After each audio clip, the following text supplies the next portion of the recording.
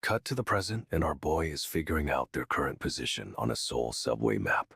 They're plotting a course toward the target station. It's a full-on strategic operation unfolding right now. But here's the kicker, Scylla's H-Waring are getting hit with the 5 commandments, level 2, some kind of mind control. General Jaebik is screaming at his troops, ordering them to stand firm, no retreat, no surrender, straight up. A commander is rallying the Scylla forces, demanding unwavering loyalty and urging them to serve their king. This dude is grabbing another soldier and it looks intense, like a desperate plea for commitment. Seriously, the energy is off the charts, everyone's being compelled to fight, and it's a total power move. Wan Jinchu activates his beach swordsmanship skill, level 4, and straight up declares war on the Scylla scum. Chaos erupts as the beach army surges forward, swords clashing against Scylla's defenses. It's a full-on brawl. Ji-won Min, a commander, is losing it, screaming at her soldiers to retreat. She knows Jaebik is too dangerous. She activates her military command skill, level 2, desperately trying to pull everyone back from the fight. But the soldiers are ignoring her. They've entered a frenzied state, completely consumed by the battle. Juan keeps yelling for retreat, but her skill is cancelled out. No way this is going to be easy. A Scylla soldier takes a hit, yelling ugh. This is brutal, the fighting is getting seriously intense. Juan and another commander stare in horror as the battle rages. They are realizing this is a disaster. Suddenly, the area is flooded with blue energy. It's like a system notification, but way more dramatic. And honestly, this whole scene is insane. We're talking next-level power-ups and a fight for survival. Whoa, the scenery shifts and everyone's totally freaked out. It's like reality itself is glitching. Apparently, this happens when historically important fighters clash and the battle gets transported back in time. This dude, a commander, is hyped. He's back in Hwangsingbyeol, a legendary location, and ready to fight. Another commander wielding a sword charges forward. It's all-out war and no one's backing down. Juan realizes Jaebik is ridiculously powerful. Even though he's not a king, this is seriously messed up. She desperately tries to figure out how to turn things around, suggesting they kill Guancheng's incarnation. But Guancheng takes a massive hit. He's bleeding but still trying to rally his troops. No way. Someone shouts, "But sir," as Guancheng struggles, and honestly this whole scene is heartbreaking. The constellation, unrelenting H-Waring, is totally rattled. Even he is surprised by this turn of events. And it's confirmed this is Jaebik's stage and everyone else is just playing a part, which is terrifying. Okay, so the commander lays out a plan, kill Guancheng's incarnation to boost Scylla's morale or change history itself. But someone points out the stakes, fail to change history and their kingdom is done, no coming back from that. Her boy Jung-yuk steps in, declaring they're going with the first option, even though the commander thought she'd pick the other. The commander tries to protest, saying she didn't ask for a choice, and Jung-yuk straight up slices her arm with a blade. No way, he's not messing around. Jung-yuk is all in on this plan and he's making it happen fast. Suddenly, everything glows and we're hit with another system notification. This one's called Echo of the Stars. It allows Jung-yuk to ask a powerful constellation for help, but there's a catch. The constellation can refuse. And if the constellation does refuse, the number of times he can use his ability Gampyeongui gets reduced. Talk about pressure. He's reaching out, gathering energy, and honestly, this whole scene is building up to something massive. Jung-yuk is going all out. He's risking everything to get help, and we're on the edge of our seats. Everyone's freaking out. Apparently, this isn't about the Four-Yin demon decapitator at all, but something from 17th century Joseon. Jung-yuk declares he's calling upon a constellation and immediately starts clashing swords with someone. Someone yells at him, asking what he thinks he's doing, but our boy is laser-focused. Another person jumps in, offering to help fight, but then someone screams out the name Hyunmo. It's the leader of the H-Waring, the great King Hyunmo, and everyone is shocked, to say the least. Jung-yuk is channeling power through a strange circular object, and it's glowing intensely. The sky is now full of stars. It's a gorgeous backdrop, but honestly super ominous. Everyone stares up in disbelief as the constellations align, and things start to get weird. A massive glowing symbol descends from the sky, and it's straight up terrifying. This dude thought he was prepared, but this power is beyond anything he imagined. Stars are literally falling from the sky, and Jung-yuk is channeling all this power. It's intense. The constellations are responding, but it's not a welcome sign. Something massive is about to happen. Suddenly, Hyumu the Great King declares he won't interfere with the current timeline. What? Everyone is stunned by Hyumu's refusal, but Junghyuk is completely lost, asking what's going on. The others explain that Hyumu is a constellation, a seriously powerful one, and rarely intervenes. But wait, someone points out Yuzin Kim, the H-warring leader, is a fragment of Hyumu's power. No way. We get a glimpse of Yuzin Kim on horseback, looking all majestic and powerful. The statue of Yuzin Kim seems to be glowing, hinting at a connection to the constellation. Hyumu clarifies he won't directly change things, but Yuzin Kim's fragment can act on his behalf. Junghyuk is reeling from this information. It's a lot to process, and honestly, this whole situation is wild. Someone shouts for Junghyuk to wait, but honestly, the situation is spiraling out of control.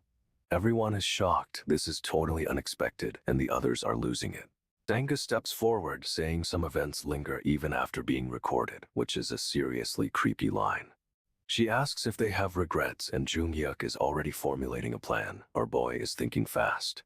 A group of armed figures appears, and they're clearly not friendly. This is about to get messy.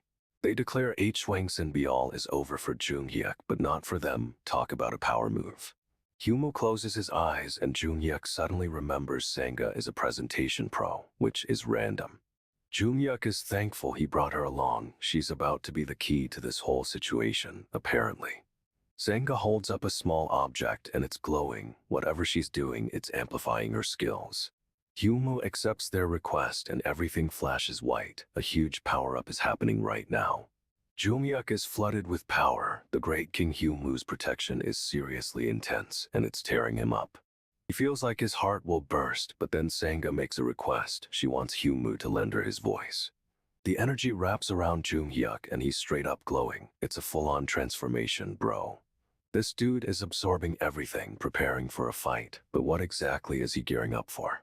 Okay, so the scenario drops, and it's brutal. Main scenario #4, the King's qualification. Difficulty a no joke. The goal is to occupy the ruler's throne in Gwanghwamun, but only those who finish the hidden scenario even can try. The stakes are high. Whoever takes the throne gets command over all the other kings. Straight up power move. But here's the catch: you need a black flag just to sit on the throne. What even is that? Turns out Gwanghwamun is a total bloodbath. People are down, skeletons are roaming, it's a mess. Our boy and the crew arrive, and it's not pretty. Bodies everywhere, honestly. They quickly realize the flags are literally being held by the fallen, so it's a scavenge hunt in a war zone. Someone suggests just grabbing the flags, and honestly, it's the most logical thing anyone said all day. And boom, our boy grabs a flag, proudly displaying Chungmuro on it. Finally, some progress. Close-up of the flag, and you can see the writing is glowing. This isn't just any flag, it's something special. Okay, so this dude is claiming he's mentally stable, which is hilarious considering the situation. Apparently, incarnations usually fade when they hear constellations speak, but our boy is different. He's a rebel. He helped them hear the constellation and now demands they owe him one. This dude is already playing the long game. He's so proud he broke the laws of plausibility to help, but the others are not impressed. They don't like owing favors. Someone points out he doesn't have a supporting constellation, and our boy's face drops. Major foreshadowing, I'm telling you. Suddenly, a huge, glowing figure appears, offering to be his supporting constellation. No way, talk about a power-up. But our boy straight up refuses. He's got principles, even when offered godlike assistance. Respect. We get a map of the subway system. Gwanghwamun is the target, and they're currently at Jeonggak Station. Let's go. And he just declines the constellation again. This dude is a madman, seriously. What is going on? He's sticking to his guns, and honestly, I'm kinda here for it, even if it's a terrible idea. The skeleton constellation is laying it on thick. He's promising Dokja ultimate power with his stigma. Dokja brushes off the general, saying this isn't the era of the Three Kingdoms, and he needs a nap. The audacity. Suddenly, a constellation called Prisoner of the Golden Headband is snickering at King Hyumu, and Dokja gets 300 coins. Dokja's watching a live stream of himself, and he's starting to worry he pushed things too far. The skeleton constellation reminds Dokja he's still under its blessing, a subtle threat, if you ask me. Dokja tries to tell everyone he's thinking clearly, but the skeleton warns him to reconsider. Sparks are flying as the skeleton's power surges, and Anna Lee looks seriously concerned. Anna yells at Sangha to get away from Dokja, but this dude is straight up glowing with energy. Anna's freaking out, questioning if Dokja is even himself, and he's clutching his arm in pain. Dokja's body is clearly struggling, but he's refusing to let the skeleton's influence take over. Anna's begging him to stop, but Dokja is completely losing it. He's saying since you control him, nothing will change. Suddenly, the old man, this skeleton constellation, offers to give Dokja back control of his body, the moment a blade pierces her. Sangha screams for him to stop, but Dokja is glowing with power, and honestly, it's terrifying. The skeleton's laying out the deal, promise to pick Yuzin Kim as a supporting constellation after this scenario, and he'll relent. Dokja flat out refuses and is clutching a knife, but the skeleton's getting angrier by the second. He shouts that this is his body and he doesn't care if the skeleton is a constellation. Our boy is drawing a line in the sand. Everything goes dark and words start appearing on the screen like a glitch in reality. More and more text floods the scene, obscuring everything. It's like the story itself is trying to overwhelm him. The words intensify, becoming a chaotic mess, but you can just barely make out you and sound. It's all just a blur of text now, but Dokja's clearly fighting for control, and it's a total showdown. Whoa, Dokja just activates a personal skill called the fourth wall. No way. The old skeleton constellation is losing it, screaming at Dokja to get out of his body. It's intense. Suddenly, everything explodes into a blinding light, and Dokja is floating in space. He's surrounded by stars, and a voice asks, "Are you?" Super creepy, honestly. A bright star appears, then vanishes with a blink, and a message says his constellation blessing is gone. The constellation Humu is puzzled by Dokja's power, but also says he's keeping a close eye on him. Dokja's panting, clearly exhausted, but he's looking straight ahead with a determined glare. We see ghostly figures of people falling, and Dokja looks shocked. What's happening to them? He's clearly realizing something huge, and it's not good, bro. This is a turning point. Dokja's got a grim look on his face, and you know this dude is about to make a big move. Dokja insists he's fine, but straight up, he's covered in glowing threads. This isn't good. The woman explains she couldn't leave him, but feared getting caught in the crossfire, which is fair. Someone praises their improvisation, while another apologizes. It's a bit of a chaotic scene. Oh no, they stumble upon a bloodbath, and Dokja pretends he was just passing through. Smooth talker. This icy noblewoman announces they'll be enemies next time, but Dokja's hoping for plot twist. She drops some knowledge about each warring living by trust, then just walks off, so mysterious. Dokja and company are heading out, but someone gasps, clearly shaken by what they just saw. They wonder if the new king will be benevolent, while Dokja's face is unreadable. What's he planning? Seongguk is urging them forward, and honestly, it's about time they moved. Too much happened here. Dokja's still reeling, and we're left wondering what he realized amidst all that carnage. Cliffhanger. Someone's calling out for Minseob, but it's a trap. A ghost appears, straight up phasing through the stone wall. The ghost spills the info. 9 kings have already entered, including the tyrant and the first disciple. Yikes. This dude is freaking out, relaying the message about the kings, and another guy's staring into the darkness. They spot more people lurking, and this guy realizes it has to be the tyrant king and first disciple, no doubt. He tells them the tyrant and disciple are way more useful than he thought, and honestly, we're starting to see why. Dokja decides only Sangha, Gilliam, and himself will go in, leaving the others behind. Cold move. He tells them to hide under the cloak, but the other two look super suspicious. This is gonna blow up. We get a shot of the National Palace Museum of Korea, and it's clear this place is a massive labyrinth. Dokja's face is stone cold, and you can tell he's got a whole strategy brewing. Our boy is playing chess. Okay, so things are bad. Straight up fiery chaos is happening, and it sounds like everything is crackling.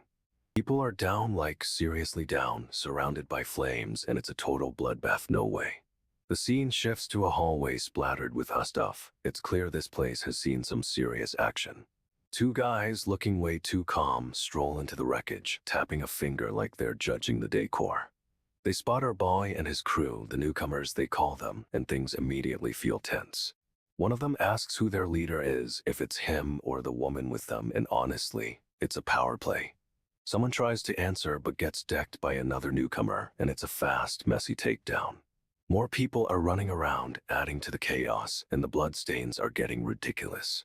Our boy is looking intensely at the scene, and a notification pops up. Apparently, some constellations are annoyed by all this small fry action. He's clearly not worried about those constellations right now because things are about to go down and it's gonna be epic. Okay, so the fight explodes. This dude in the robe is moving so fast, straight up a blur.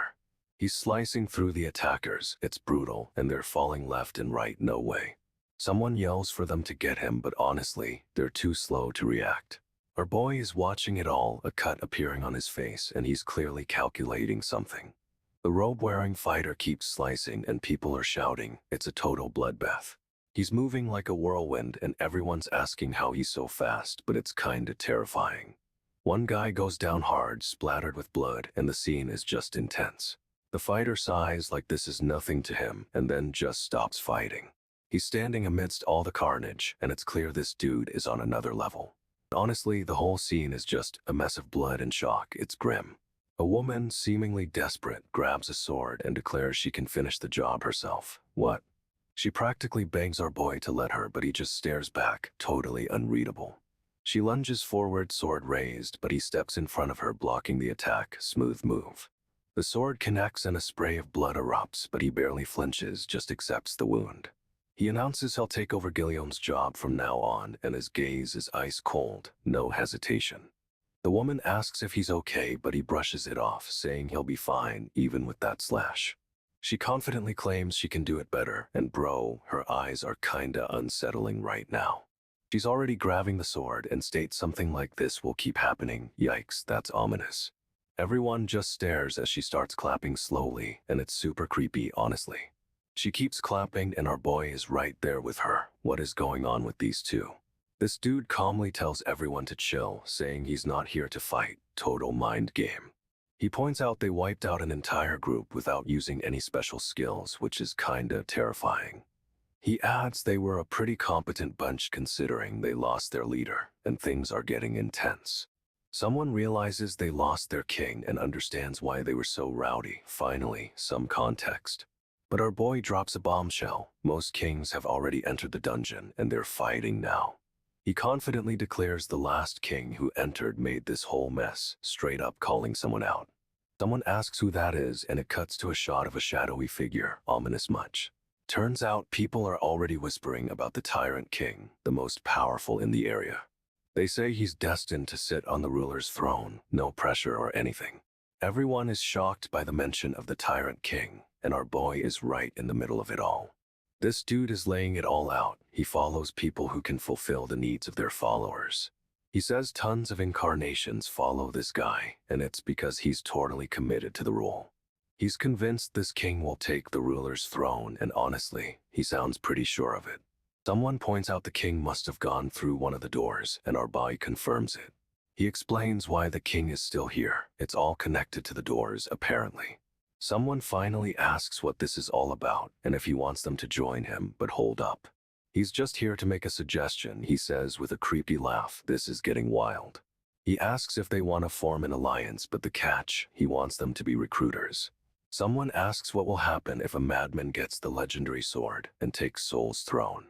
They say they've already talked to other kings about this, and if anyone's unsure, they'll convince them.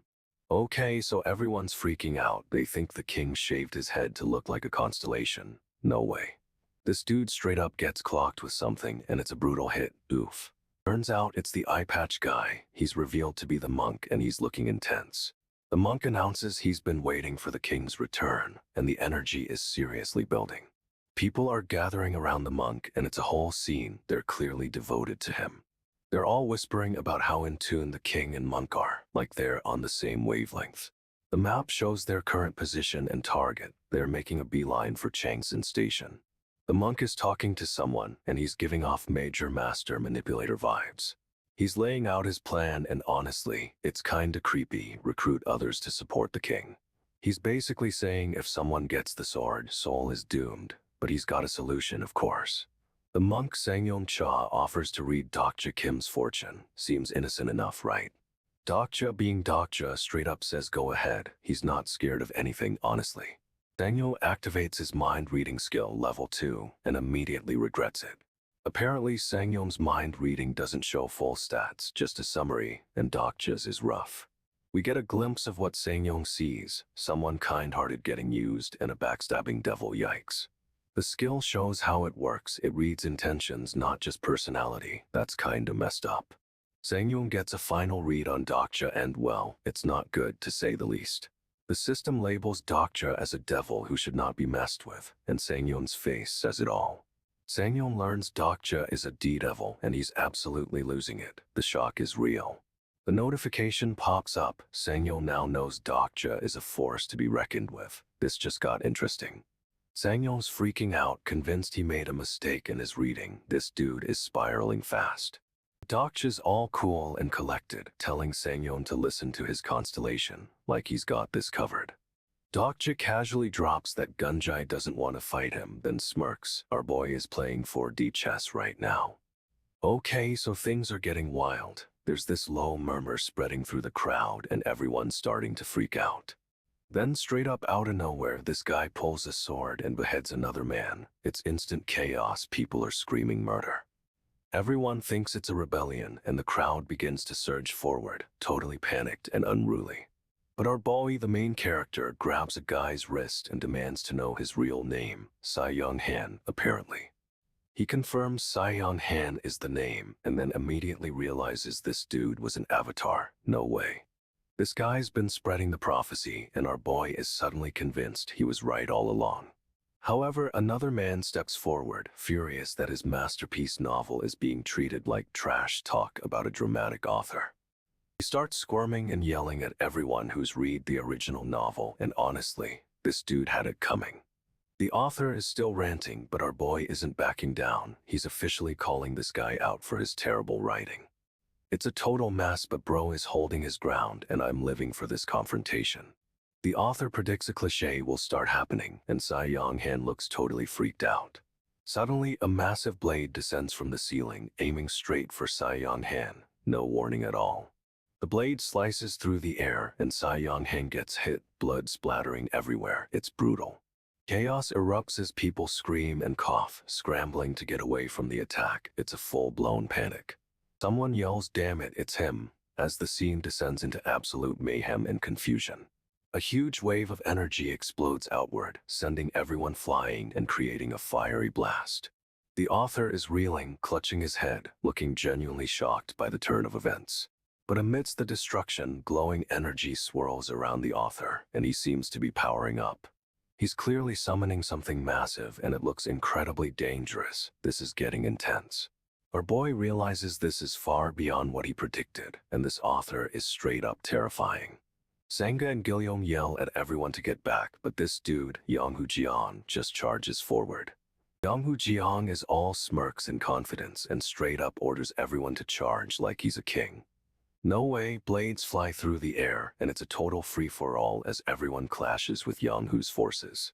People are getting slammed and knocked down. It's brutal, but Yonghu's soldiers are relentless. Someone gets crushed underfoot, screaming, and honestly, this dude had it coming, charging in like that. Another soldier goes down, and someone shouts that they're fighting kings, which feels a little dramatic. Yonghu Jiang is just standing there, bathed in red light, looking down on the chaos like a god. He's got these crazy horns and glowing symbols around him. This power-up is seriously intimidating. His character profile pops up, revealing he's 33, a circus performer and a total weapons master. But our boy realizes this is way beyond the novel's plot. The author is using powers he never wrote about. Okay, so Sangha and Gilliam are freaking out. Yonghu Jian has this crazy ring, and the prophets are working for him. But it gets worse, he's super connected to his constellation, and the Dokkaebi are questioning his whole existence. He's declaring he'll rewrite history, and honestly, it's giving major villain vibes. Then bam, he unleashes this insane power. Red energy explodes everywhere, and people are getting tossed around. Straight up chaos, red lines are flying, and some poor soldier gets sliced right in half. Another soldier screams for them to fight back, but it's looking grim, they're seriously outmatched. Yang Hu-jian isn't even breaking a sweat, just standing there as his forces mow down the opposition. He declares he's not afraid of the past and drops his full title, Yonsengun Yangyi. More red energy blasts out and another soldier gets absolutely obliterated. This is brutal. Remaining fighters are scrambling, trying to survive, but Yang Hu-jian is a straight-up monster right now. Yang Hu-jian is laughing like he's got this whole thing figured out, but someone calls him out on it. He thinks he'll just snag the 4-yin demon decapitator while everyone's distracted fighting. Big mistake. Our boy steps in claiming Yang Hu-jian won't get what he wants. He's been prepping for this for way longer. He asks Yang Hu-jian what he's even thinking, and honestly, the audacity is impressive. Yang Hu-jian grins, a seriously unsettling sight, and declares only the strongest win in the end. He spots the other constellations battling it out. Everyone's going all in for this fight. And then he drops the bomb. They all want to be promoted to a fabled constellation. No way. Yang Hu-jian is straight up using their ambition against them. It's a brilliant, terrifying move. He's confident they'll all fall in line, and honestly, it looks like he's right. It's a total power play. But our boy is still smirking like he's got a secret weapon. This dude is playing 4D chess. Okay, so Yang Hu-jian is laying down the law. Only 5 kings can challenge for the throne, period. Everyone's freaking out because there are 14 kings currently accounted for. What is going on? They realize 12 kings are hidden in the dungeon, meaning there are actually more than 5 eligible contenders. The other kings are stunned. They seriously didn't see that many showing up. But then someone shouts that there's a king amongst them, and all eyes turn to someone new. This dude is straight up accusing someone else of being a king, and it's a total chaotic scene. He's yelling about the tyrant king and demanding to know who the other kings are. This guy is wild. Someone else points, claiming another man is a king. The tension is so thick you could cut it with a knife. The guy being accused is totally denying it, but everyone's looking at him with suspicion. Our boy is still calm, and I swear he knows something we don't. This is getting good. Okay, so it turns out they're plotting to kill someone, straight up discussing murder in the hallway. No way, a bunch of shadowy figures appear, and it's super creepy, like a horror movie. The woman with the braid looks genuinely shocked, and you can tell something's seriously wrong. They decide they need to kill this guy, and honestly, it's a little intense. They're fully committed. Suddenly, someone swings a blade. It's a total ambush, and everyone scatters. Our boy is trying to stay out of the way, but it's chaos. Everyone's panicking and dodging. Someone gets stabbed, and it looks brutal. Ugh, this is getting dark fast. The guy who got stabbed is clearly in pain, and the others are all staring in disbelief. Someone grabs another guy's arm, trying to pull him back, but it's too late. Things are escalating. Another stab. This dude is going down, and it's a messy, violent scene. No way this ends well. Someone just stabbed a guy, and everyone is losing it. Complete and utter chaos erupts. Monk and a few others are straight up stunned, like they didn't see that coming at all. But wait, another figure gets ambushed. This is a full-on bloodbath, and it's happening so fast. First up is Ding Hoon Han, the hermit king of the shadows, who's just a really introverted guy with headphones on. Then there's Jiwon Men, the king of beauty, looking regal as ever, and Sang Joon Cha, the Maitreya king with the eye patch. But things take a dark turn when they find Yang Hu-jian, the tyrant king, or what's left of him, straight up murdered. There's a mysterious red diamond near his hand, and honestly, this dude had it coming based on the story. He realizes he actually met this king before all the others, and it's a total throwback moment for our boy. Dokja steps forward, sword drawn, facing the remaining king, and the tension is insane. The atmosphere is thick. We get a glimpse of the fallen bodies, and it's clear Dokja is stepping into a dangerous situation, but he's ready. This dude is a walking spoiler alert, knowing everything that's happening, and he's about to change the story. Dokja confronts Yoongyok Yu, the master of the throne, and it's immediately clear this guy is unhinged. Yoongyok declares Dokja dead meat, and some weird energy starts crackling around him. Things are escalating fast. He's surrounded by these strange blue sparks, and it looks like he's about to unleash something seriously powerful. Someone or something is taking a massive hit, judging by the impact and debris flying everywhere. Jiwon's looking on, clearly worried, as the shadowy figure of Yoongyok moves toward them. The figure is radiating power, and it's a full-on clash of wills between Dokja and Yoongyok. Dokja's sword clashes with something unseen, and the force of it sends sparks flying. This dude is really playing his cards right, knowing exactly what Yoongyok will do next. He's a strategic genius.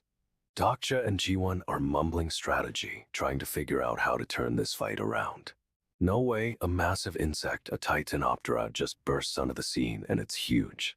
Yoongyok unleashes a crazy attack, and the titanoptera gets sliced right in half. It's brutal. The insect's energy explodes outwards, but Dokja's already moving, deflecting the blast with his sword. He's slicing through everything, a green blade cutting a path through the chaos. It's insane. Dokja smacks Yoongyok right in the face, sending him flying, and honestly, this dude had it coming. Our boy obtains the flag of the Hongik University group, and things are starting to shift. But wait, his purple flag is absorbing the energy of the black flag. It's evolving. And boom, Dokja's flag turns black, and he officially hits the first king's qualification. Someone's yelling, "You thief," but Dokja doesn't even care. He's leveling up. Dokja slides forward, snatching something from the ground as a hand reaches for him. It's intense. He grabs the dragon jar and a glowing circle appears, but Yoongyok is already moving to intercept.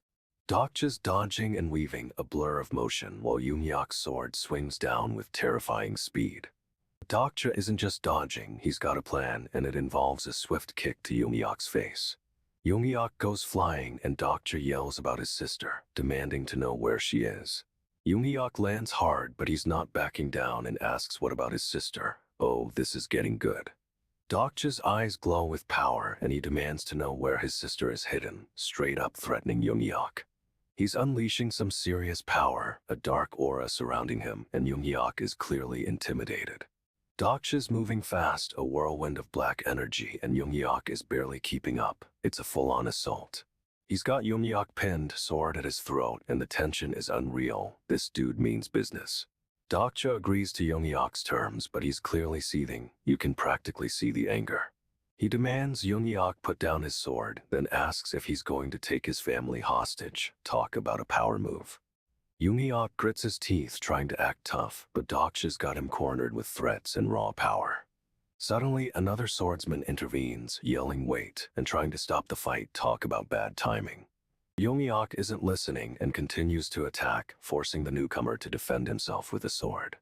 A bald guy steps forward, announcing that all qualifications have been met. What does that mean? The qualified kings are being transported to the last stage, and a blue screen confirms it. Things are escalating fast. Dokja's shocked, but he's still holding Yoongyok back, and honestly, this dude is a whirlwind of fury. Sparks fly as the transfer begins, and it looks like everyone's getting zapped. Total chaos. No way, the kings are teleporting away, leaving behind a stunned crowd and a whole lot of questions. Dokja's screaming for someone named Dokja. Wait, is he talking to himself? This is getting weird. Suddenly, a massive golden explosion erupts, and Yoongyok is right in the blast zone. Talk about unlucky. The city is glowing gold, covered in this weird grid pattern. It's like everything is being digitized. This energy is radiating outwards, and it's hitting Dokja. Ouch, that looks painful, bro. No way, Dokja is disqualified from the final king's qualification. What even happened? He tries to step forward, but an invisible barrier blocks him, and a notification pops up. He's locked out. Dokja is losing it, staring at the screen in disbelief, but the system doesn't care. It's ruthless. He's completely baffled, but then bursts out laughing. Is this some kind of twisted joke? The screen shows a confirmation of his disqualification, and honestly, this is a total curveball. But Dokja isn't backing down. He's got a determined look, and you know he's planning something big. Dokja realizes he completely forgot to occupy Changsan Station. Major oversight, bro. The system's laying down the law. No target station, no final phase participation. Harsh. He's shocked, then has a total "oh, I forgot" moment. This dude is something else. Someone's mocking him, saying they knew he'd forget. Straight up savage. Dokja's thinking about heading back to Changsan Station, but it's probably too late now. But wait, fighting already broke out. It looks like someone else took the station. He hears someone yell Dokja, and then Sangha. What's happening with them? Sangha and a group are running, clearly escaping something, and Dokja's freaking out. This is bad. He realizes Sangha is in danger, and he's completely helpless to reach her. Okay, so our boy is getting seriously strong, like unbelievably so. He's pushing past his limits. No way, strength level 10 to 100. That's a massive jump and the system is going wild. He's the first person to hit triple digits in strength, apparently, and the rewards are pouring in 30,000 coins. This dude is flexing literally, and the power surging through him is insane. You can feel it. The energy is building, and he's prepping to launch himself forward, like a rocket about to take off. He's airborne, blasting through the air with a speed he definitely didn't have a minute ago. It's a blur. He spends 10,000 coins on agility, stacking those stats because clearly strength alone isn't enough. Straight up, he's moving so fast it's creating shockwaves, and honestly, this is kinda scary. He's closing in on his target, a determined look on his face, but this fight is about to get messy. He attacks, but it seems like his opponent is ready for him, and the battle is truly beginning. He swings his sword and it clashes with his opponent's. The impact is huge, sending shockwaves everywhere. The force of the blow sends him flying backwards, but our boy isn't down for long. He's already recovering. He's launching another attack, a whirlwind of slashes, but his enemy is deflecting everything with ease. This dude is seriously skilled, anticipating every move and countering with terrifying precision. He manages to land a hit and his opponent stumbles, but it's not enough to bring him down. This fight is far from over. Another clash, another explosion of energy, and the area around them is getting completely wrecked. He's focusing all his power into one final strike, channeling everything he's got into this attack. He's airborne again, soaring through the sky, heading straight for the target station, but it's a long shot. He's navigating the city, using the subway map, trying to reach the station before it's too late. He's descending from the clouds, a lone figure against a stormy sky. This is intense. He lands the final blow, declaring himself the victor, but something's off. He looks concerned. He unleashes a massive electric attack and straight up crumples his opponent to the ground. He's checking on the guy, wondering if he went too hard, but it's looking really bad. This dude is still conscious after taking a 100% strength hit. No way, that's seriously unsettling. He's grabbing onto his opponent, trying to keep him stable, but things are getting weird. He calls out the opponent's name, Young-Hyuk, but gets no response. The silence is deafening. He stares intently at Young-Hyuk, a strange look in his eyes, and honestly, it's kinda creepy. He's completely still, but a notification pops up. He's passed all the qualifications for the ruler's throne. He's breathless, exhausted, but the system confirms it. He's qualified, which is insane. And just like that, the underdog has won, but this victory feels wrong, like something's about to happen. The constellations are reacting. Prisoner of the golden headband is satisfied, while secretive plotter applauds. That's a mixed bag. Lady of the sleeping brocade is mortified, and one-eyed Maitreya is throwing his eye patch. This is getting wild, bro. Someone's blaming our boy. The Lord of Hanam is straight up mad. Guess winning isn't always pretty. A woman steps forward, announcing that they now have something. What does that even mean? She's got a sword and a whole crew is armed. They're coming for him, but he looks unbothered, honestly. People are murmuring, pointing, asking where he's from. The tension is building. This is insane. And then a creepy, fluffy dude with glasses appears. No way is that good news. He's warning our boy to not be so hasty, saying he's made a mistake. What does he know? This dude is calling him out, saying he's acting too quickly, but honestly, who wouldn't be stressed right now? He asks, what is it? And the fluffy guy just stares him down. This is a seriously bad vibe. They explain the throne grants absolute rule, as long as you're sitting on it. Sounds too good to be true, right? Someone is jealous of this power, and the constellations are reacting, but our boy isn't buying it. He questions the deal, wanting to know the extent of this absolute power. A smart move, honestly. Suddenly, the creepy fluffy dude floats down, and our boy is giving him the side-eye. This dude accuses him of being a liar, saying he's probably a Dokkaebi. Talk about a harsh accusation. The fluffy guy doesn't argue, just demands he sit on the throne, threatening to destroy it if he doesn't. But before anything happens, someone says, oh, about that, what's the catch now? It seems like the throne isn't exactly intact, and this whole thing is falling apart fast. He flat out refuses to sit on the throne, declaring he won't give in. This dude has principles. Suddenly, people are dropping like flies, collapsing all around him. It's a total massacre. The crowd is going wild, and the rain is coming down hard, but our boy stays put, staring at the throne. From above, we see the sheer scale of the chaos. Bodies everywhere. It's a nightmare. A massive roar echoes as lightning strikes, and the whole scene is pure pandemonium. Someone lies bleeding out, hand outstretched, and it's a grim reminder of what's at stake. Another guy is panicking, looking to our boy for answers, but he just stares back, unfazed. A woman and another man look on in horror, drenched by the downpour. This is getting intense. He's still refusing, and honestly, good for him, standing his ground against all this pressure. But now, the creepy fluffy dude is just staring him down, and you can feel the tension building. Okay, so this dude is still refusing the throne, but everyone's losing it. They're begging him straight up. They're saying if he doesn't sit, Seoul Dome won't survive the 5th scenario. Huge stakes here. Someone shouts he'll do it himself if our boy doesn't, and another guy is like, just zip it and sit. Total chaos. Apparently, just sitting on the throne will make him a legend and boost his constellations rank. What? He's still standing firm, looking down at everyone, and honestly, I respect the stubbornness. But the fluffy dude is radiating power, and it's clear he's losing patience with this whole situation. Lightning flashes, the rain is pouring, and the whole city is on the brink. This is insane. He says he won't sit on the throne, and it's a direct challenge to everyone and everything. Someone else is screaming about how wrong this dude is, but our boy just stares them down.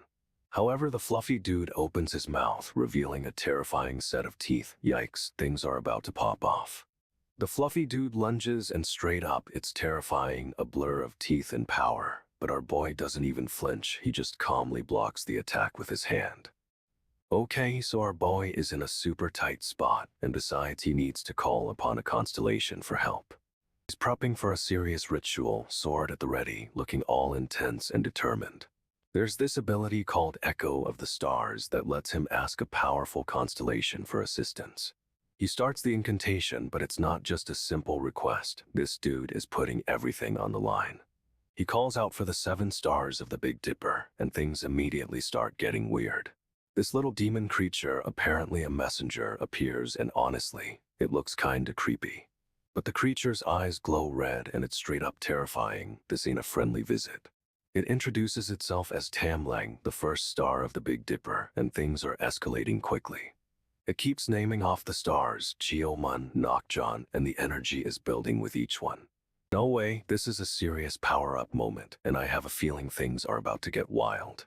Okay, so he calls out Yongjian, the 5th star, and a blinding light streaks across the sky. It's intense. Now he's summoning Mugok, the 6th star, and the constellations are seriously starting to gather around him. Whoa, a system message pops up. The 6 constellations are all focused on him. This is huge. Everything goes white, and it looks like he's the center of some crazy celestial alignment. Talk about pressure. But wait, the stars are questioning him, demanding to know why he dared to call upon them. This dude actually asks why he's choosing this dangerous path, and it's kinda poetic, honestly. The stars are relentless, demanding to know why he summoned them in the first place. It's a standoff. They warn him that if he uses their power, his mind will be completely destroyed. Yikes. However, he's clearly not backing down. This dude is committed, and I'm here for it. Okay, so our boy is coughing up blood and looking rough after summoning all those constellations. He's clutching this weird, oval-shaped item. It's the 3-wheeled ring, apparently. He's straight up staggering, but he needs to recharge the Gampyeongui, a powerful item, to keep going. But the Gampyeongui is tapped out. It can't be used anymore, which is a massive problem. Then he remembers the dragon jar, a reward from the 7-man dungeon, and a plan starts forming. He's sacrificing the 3-wheeled ring into the dragon jar to get more power. This is risky. The dragon jar starts glowing, radiating this intense, mysterious power. It's a wild sight. And boom, the dragon jar is unleashing its energy, enveloping our boy in a blinding light. The system message confirms it. The dragon jar is seriously powerful, and he's absorbing it all. This dude is taking a huge gamble, but if it pays off, he might just survive this insane battle. The system announces the Gampyeongui is recharged. Yes, our boy can fight again. He focuses on a massive, ancient-looking celestial map and starts manipulating it with his power. Suddenly, the map glows with energy, and he whispers, "Pagu, what does that mean?" A constellation appears in the sky, bright and clear, but it's different than the others. Another constellation forms, then another, and they're all connected. It's a celestial network. More and more stars appear, linking together, and it's becoming a full-on cosmic display. A voice booms from the darkness, asking what they want from him, super ominous. The constellations are highlighted against the starry background, and the tension is insane. He grabs a sword, coughing up blood, and straight up asks if they know what taking the ruler's throne entails. He confirms he does. It's the reward for completing the fourth scenario, the ruler's throne itself. The throne allows the user to borrow powers from the rulers of the dark dimension, and this dude's planning to use them. He thinks it'll be handy to have those powers for now, but he's already starting to cough up more blood. He declares he'll control Young and neutralize his enemies, but there's a catch, a big one. But our world will be brought to an end as a result, and even the constellations seem to disagree. Someone or something roars that a mere human dares challenge the owner of the throne. It's getting intense. He insists he isn't trying to fight, just borrow power, but the constellations aren't having it. This dude is seriously playing with fire, and honestly, the consequences sound catastrophic. However, he's determined to follow through with his plan, even if it means bringing everything crashing down. He makes it clear this is his decision, even while bleeding. Talk about stubborn. He says let's begin and activates his sword, the Fourian Demon Decapitator, and it's glowing. The sword gets upgraded to a constellation artifact, and the power radiating off it is insane. Everyone around him, his allies, respect his choice, but they're clearly terrified he's about to die. They tell him they'll remember him even if he doesn't make it, which is a super somber moment. We learn the sword isn't just powerful, it's made for rituals. That's ominous, right? It's one of the few items that can even handle the power he's channeling, but at what cost? This dude unleashes the full power of the Decapitator, and the flames are absolutely consuming everything. He's straight up saying this is the real deal, the true potential of the sword, and it's terrifying. The sword is engulfed in flames. It looks like he's about to tear reality apart, and honestly, I'm here for it. He swings the Decapitator, and it's a full-on explosion of power. Everyone is scrambling. Someone yells at him to stop, but our boy is locked in, completely focused on his attack. The sword connects and the force sends a shockwave tearing through the entire building. He declares this is the end, but warns they'll never make it through. Ominous much. His ally Dokja screams his name. She's desperate, but it looks like it might be too late. The sword continues to tear through everything, and the structure is cracking under the strain. The building starts collapsing, and it's absolute chaos, dust and debris everywhere. Everything is breaking apart, and the scale of destruction is insane, seriously. Cracks spiderweb across the walls, and the whole place is about to come down around them. Foundation is completely shattered, and it's a total disaster. This is wild. The sub-scenario ends, and this dude just floats there, a faceless silhouette. No way. Everyone's freaking out, asking if it's over, but then a mysterious ruler notices something's changed. Uh-oh. Someone's watching them, eyes glowing red through binoculars, and it's super creepy. Seriously unsettling. He's grinning, a massive, terrifying grin. This guy is clearly the villain of the hour. Our boy and his team are on high alert, swords drawn, bracing for whatever's coming next. Mysterious ruler declares everything will be fine, but it's a total lie. We all know it. He says they'll all become beautiful constellations. Okay, that's just ominous and weird. But then the ruler starts laughing, a truly unsettling sound, and something tells me this is bad. It's pouring rain, and this dude is getting absolutely soaked, but he's not worried about that right now.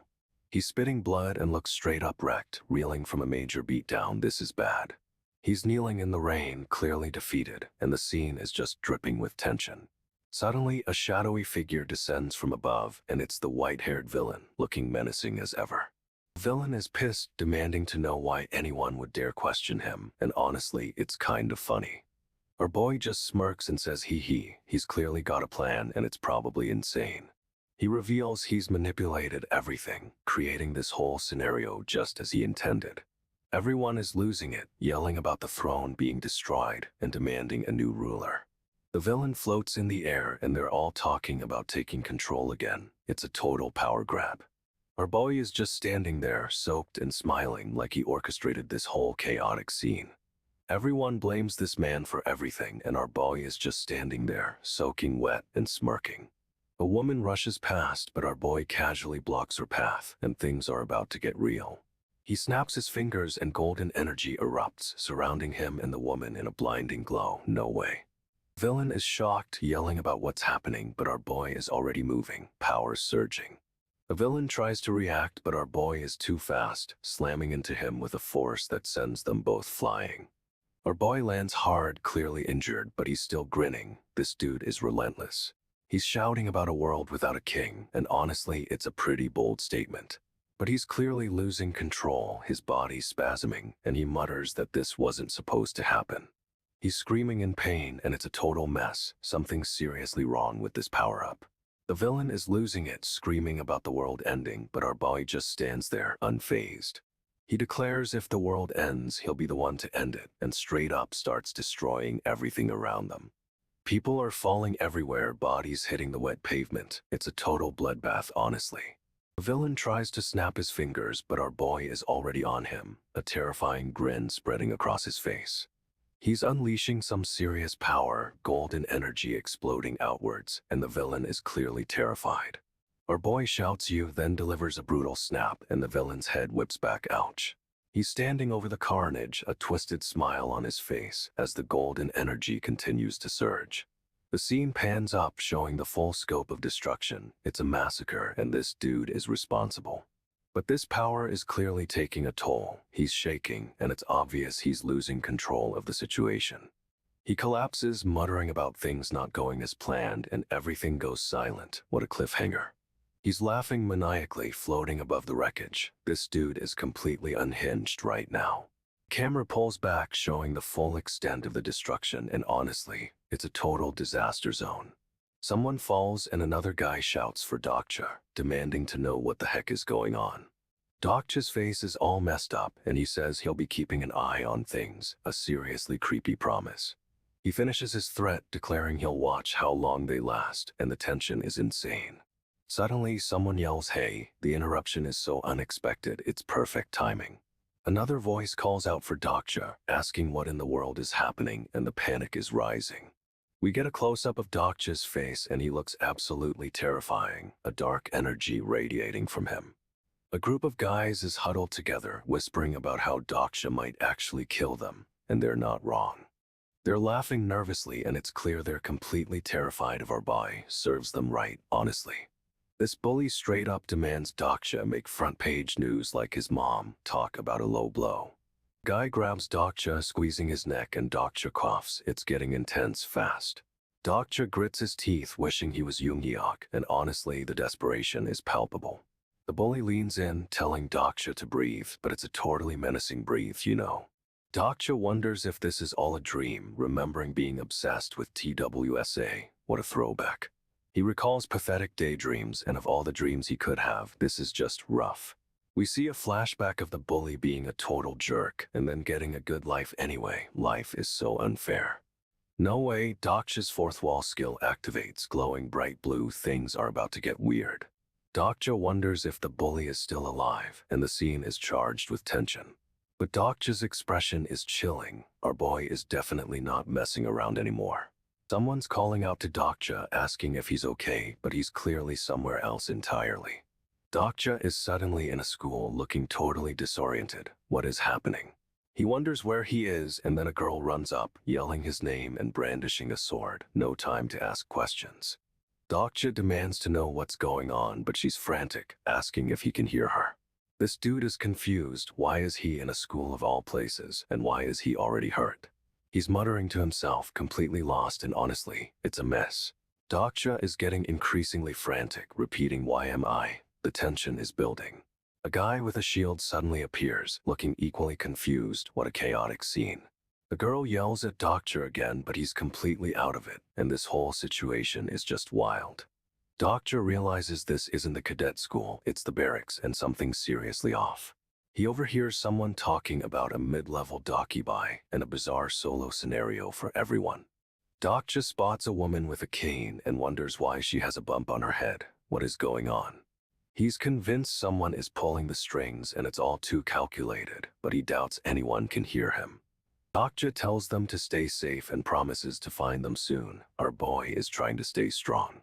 A woman is cornered by a shadowy figure, looking absolutely terrified. This is getting intense. But just as the situation escalates, Dokja's Omniscient reader's viewpoint deactivates. Level 3 is down. He's suddenly teleported, but not to a place he recognizes, straight up onto a rooftop. Dokja is completely disoriented and is wondering why he's been teleported here, of all places. He's clearly confused, but seems to be regaining some composure. This dude is a survivor, no doubt. Dokja straight up wants to be dropped anywhere but here, and some constellations are apparently hyped about that weird flex.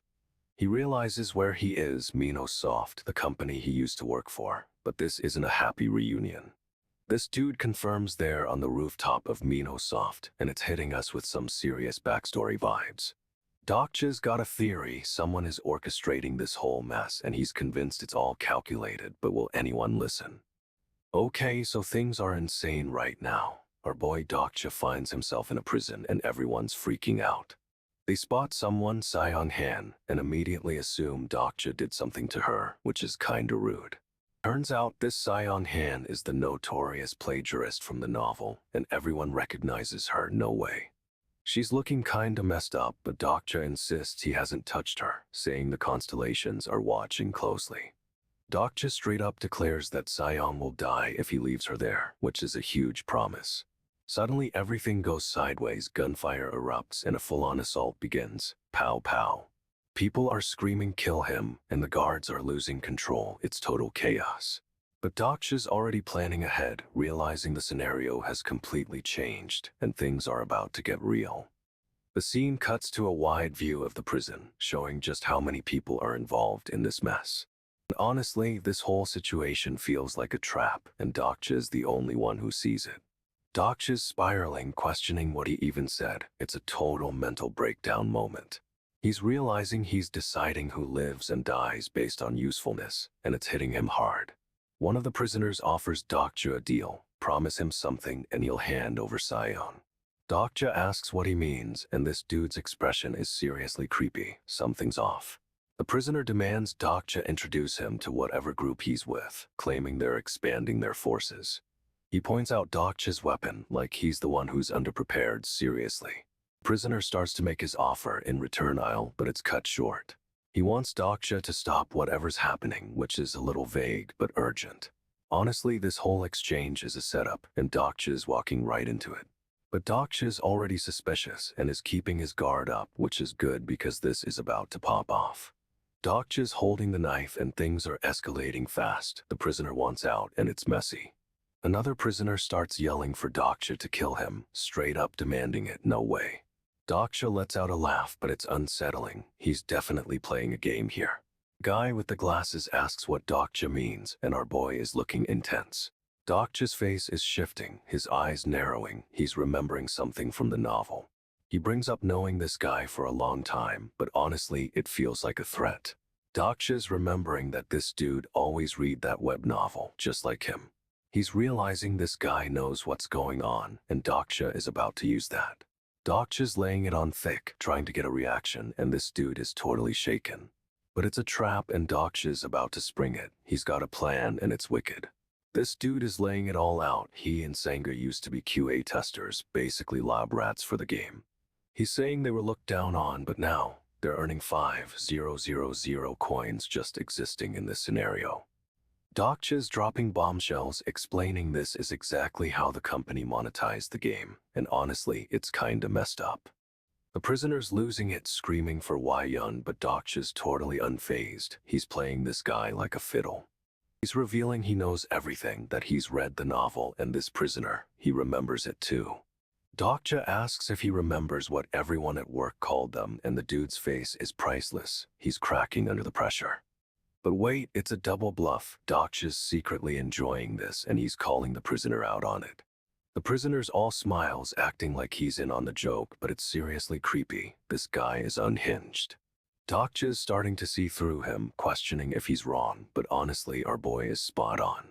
This dude is straight up admitting they're earning a fortune off the misfortune of others, and it's terrifying. No way, a sword just clangs down right in front of them, totally out of nowhere. The prisoner is straight up losing it, screaming he can't take anymore, tears streaming down his face. But someone's got a hand on his shoulder trying to calm him down, while others lurk in the shadows. This dude's face is contorting in terror, and honestly, it's kinda disturbing to look at. Someone calls the prisoner pathetic for ruining things, but another guy's like, hey, there's a better way. They're getting uncomfortably close and the prisoner looks so confused. What's even happening right now? Bro, they're practically whispering in his ear and he's totally caught off guard. This is messed up.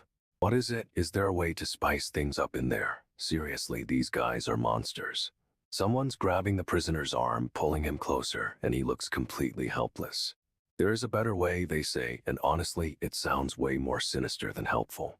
Dokja's about to unleash something huge. He's asking what constellations truly love, and it's ominous. No way, his sword is glowing and the blade of faith is activating, crackling with energy. Suddenly, blue energy blades shoot out, slicing toward the guys questioning him, straight up ambushing them. The blades are flying everywhere, and these guys are getting sliced to ribbons. It's brutal, honestly. One guy's getting hit, another's flailing, and they're all screaming, totally caught off guard by the attack. Dokja's just standing there, face dark and serious, while chaos erupts around him. This dude is terrifying. But it's not just the blades, he's also collapsing onto the other guys, adding to the carnage. They're all panicking, covered in cuts, and one guy is literally begging for it to stop. It's intense. Dokja's clutching his head, looking wrecked, but he's clearly in control of this whole situation. A final blade flies and everything goes silent. The only sound is a loud clang and a shocked. Dokja's going full-on rampage, slicing through everyone. It's a total bloodbath, but he's still moving. He's got this cold, terrifying look, and honestly, it's sending shivers down my spine, so intense. Another blade flies, slicing through the bars. This dude is dismantling the entire prison, one swing at a time. The guard tries to block, but the blade just cuts right through, and he's left screaming, ouch, that looks painful. Dokja's still swinging, taking out anyone who gets close, and they're all completely helpless against him. Get him, they yell, but it's too late. Our boy is a whirlwind of blades and fury, straight up unstoppable. He's declaring he's taking everything out, not just the guys attacking him. This is escalating quickly. Dokja keeps slicing, and honestly, it's brutal. He's not holding back, not even a little bit. He's leaving a trail of destruction, and everyone's scrambling to get away. It's a total disaster for them. Prison is falling apart, guards are down, and Dokja's just standing there. He's officially in control now.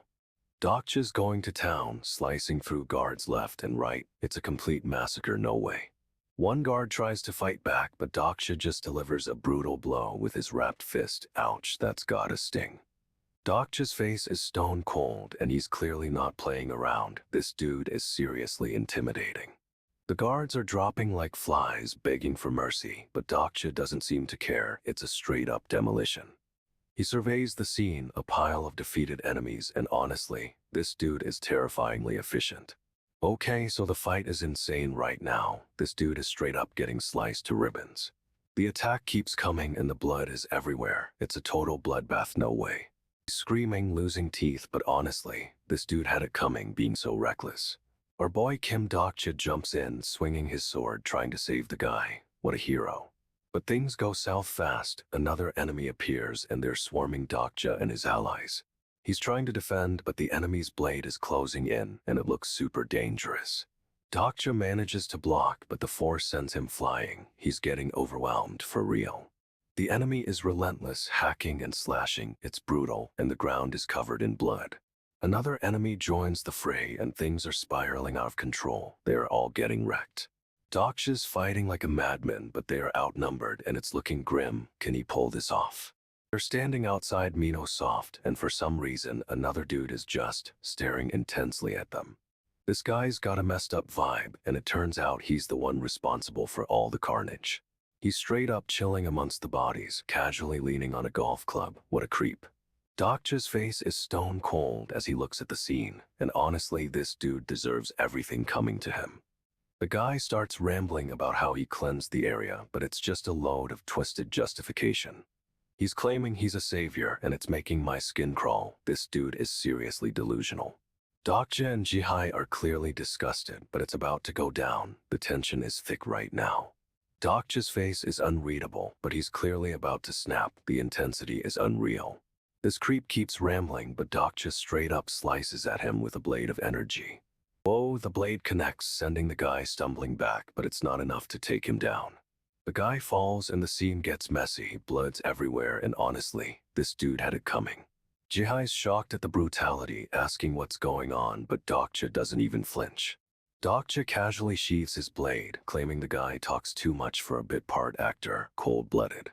He turns away looking completely unfazed, while Jihai's still reeling from the violence. Dokja's got another blade drawn, and he's ready to move, no time to waste for our buy. Someone shouts no, but Dokja's already lunging forward, swords blazing. Dokja's face is all intense focus, but there's a hint of pain, something's clearly bothering him. Jihai's questioning Dokja's methods, but he's all about reader satisfaction. Apparently, they want immediate results. Dokja's rummaging through the bodies looking for something, and Jihai's horrified. It's a total mess. He finds an old gentleman's suit and decides it's worth a shot, even if the defense stat isn't amazing. Dokja's quickly changing into the suit, rocking black gloves and looking surprisingly dapper. Who knew? He's got the suit on and it actually looks pretty good, but he's still standing over a pile of bodies, yikes. Dokja saves another guy, a real turning point, and instantly gets a karma boost of 1 point. His karma is at 25/100, which is still low, but hey, every little bit counts, right? Dokja's thinking about how the constellations, aka the readers, are the ones who really want the quick kills. He's straight up admitting he's not an author and challenging the real author to show their face. Jihai's shocked he's so openly defiant, and Dokja's just staring into the distance. This is getting intense. Dokja stands among the bodies looking like a total boss, and the survivors are whispering about him. It's wild. They're asking if he won, and he straight up tells them he can't help them anymore. They are on their own. One guy is losing it, another is just staring blankly. They're clearly not handling this well. Dokja's face is so stoic, he says he can't afford to look after them, but it's breaking people's hearts. He tells them to scavenge for supplies and head toward Chungyuro if they can. No time for hand-holding. This dude's chest is ripped up and he looks utterly devastated, but Dokja just keeps it moving. Dokja's hand is raised and his gaze is intense. This dude means business even if it's harsh. The survivors are murmuring, clearly shocked, and Dokja just doesn't even seem to care. He's leaving them to fend for themselves, but bro is focused on the bigger picture, even if it's brutal. Dokja's suddenly seeing visions, a chaotic world filled with fighting, blood, and total anarchy. Someone tries to attack Dokja, yelling about getting there first, but our boy just casually swats him away. Guy he hit asks if he really just got hit, like, is this real life? Dokja doesn't even flinch. It's a total free-for-all now. People are brawling everywhere, and Dokja's just watching the chaos unfold. Dokja wonders if this is what Dokkaebi wanted him to see, a world completely spiraling out of control. He stares down at the scene, declaring it's a world without a king, and honestly, it's a powerful moment. The scene cuts to a battered survivor, and Dokja's narration confirms it's a world spiraling out of control. But Dokja is already focused on finding the next piece of the puzzle, leaving the carnage behind him. He's walking away, back turned, and you can just feel the weight of everything on his shoulders. This dude is seriously carrying the fate of the world, and he looks absolutely exhausted doing it. Okay, so it's total carnage. People are lying everywhere, covered in blood after that fight. Dokja's walking through it all, completely unfazed, while others are getting beat up around him. He's telling them to get a grip and use their heads if they want to survive this mess. No time for weakness. Dokja warns they'll run into even worse people, and they need to stick together, not kill each other. Someone protests, but Dokja straight up says they already have enough weapons and supplies now. He's just casually picking up extra items amidst all the bodies. Talk about efficient, right? Dokja's losing it, yelling at them to get it together, and honestly, he looks done with everything. A guy is getting attacked, and Dokja's just standing there watching, like this is all a twisted experiment. Another survivor is trying to help, but it's a hopeless situation. Everyone's just falling apart. Dokja's face is intense, staring down at the chaos, and you know this is just the beginning of something huge. Okay, so everyone's looking up at Dokja, completely lost and broken, like he's their only hope. A guy reaches out to Dokja, desperate for help, but more people around them are clearly injured and falling apart. Dokja just stands there surveying the scene, and honestly, he looks absolutely terrifying, like he's already accepted everyone will fail. Okay, so Dokja and Sayon are straight up forced into a contract with some weird system. No choice. The contract says they can't harm each other, and Sayon has to follow Dokja's orders, which sounds messy. Dokja needs intel from Sayon, and he's demanding she share everything she knows immediately. Sayon is shocked and asks what he wants from her. She's clearly not thrilled about this arrangement. Dokja's all intense, demanding her tribute and warning her not to lie. He claims he has a lie detection skill. No way, the system actually confirms Sayon has the lie detection skill activated. What? Dokja is losing it, realizing she actually does have this ability, and it's a total surprise. Sayon is internally screaming because she hasn't even unlocked that skill yet. This is a disaster.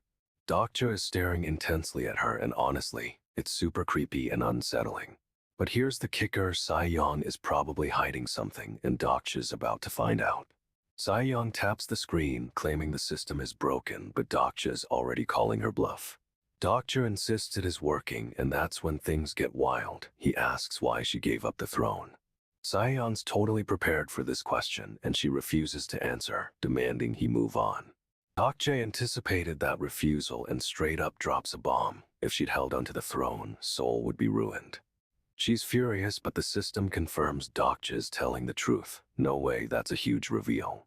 Sayon is spiraling, convinced the system is malfunctioning because she hasn't unlocked that skill yet. Dokja is completely unreadable, and Sayon is getting seriously freaked out by his intense stare. She taps the screen again, desperately insisting it must be broken, but Dokja just smirks. He says it's working just fine, and it's not just detecting lies, it's doing more than that. Sayon is losing it, staring wide-eyed at the functioning screen as the system continues to analyze her. Sayon's spiraling, claiming no one could be this cruel, but Dokja is unmoved. He's seen worse.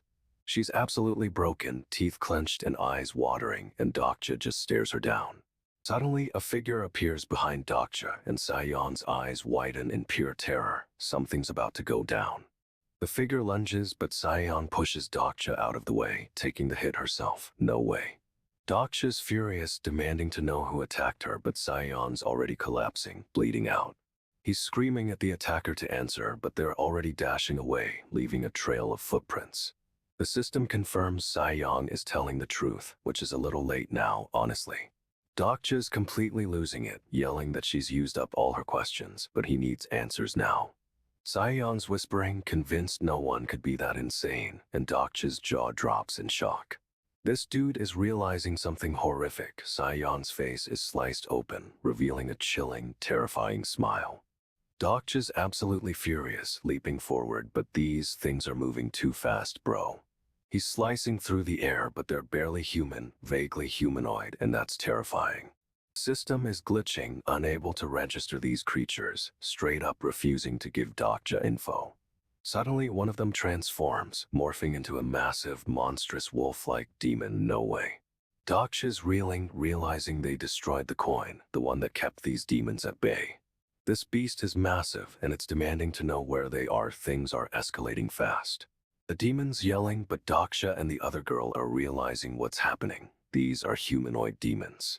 Dokja's reeling, and the girl is terrified, but they both understand this is a whole new level of messed up. The demon roars, and the panel cuts to a close-up of its face, promising pain and chaos. This dude's about to have a bad time. The demon is lunging, and everything is going to hell. Some people are choosing to stay human and run coin farms. Whatever that means, it sounds exhausting. But others are giving up their humanity, becoming these new species, and honestly, it's terrifying. Dokja realizes they must have used the meteorite, and the girl beside him recognizes someone in the crowd. She knows him. This dude is a renouncer, someone who abandoned being human, and she's freaking out. Dokja's shocked too, but the renouncer is already noticing them, and he's not happy about it. The renouncer demands to know how she knows and straight up growls. This is getting intense. She explains she can tell because she's the last renouncer and can see the stats of all the others. And get this, she suddenly remembers Minseob was also a renouncer, which is a huge twist. The renouncer's face fills the panel, looking absolutely menacing. Our boy is in deep trouble. However, the girl's words hang in the air, implying Minseob might be involved in all this chaos. The giant demon declares someone Minu Song is one of them, and honestly, that's a terrifying reveal.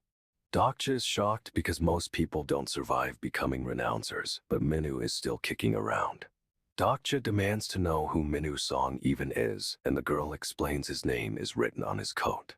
The girl beside Dokja recognizes the name, but it's not a good memory. She's heard it before. She reveals she's heard of Minu's song, and something about him feels off, like he's different from other renouncers. Minu's song turns to face them, and it's super creepy. This dude is definitely not a regular renouncer.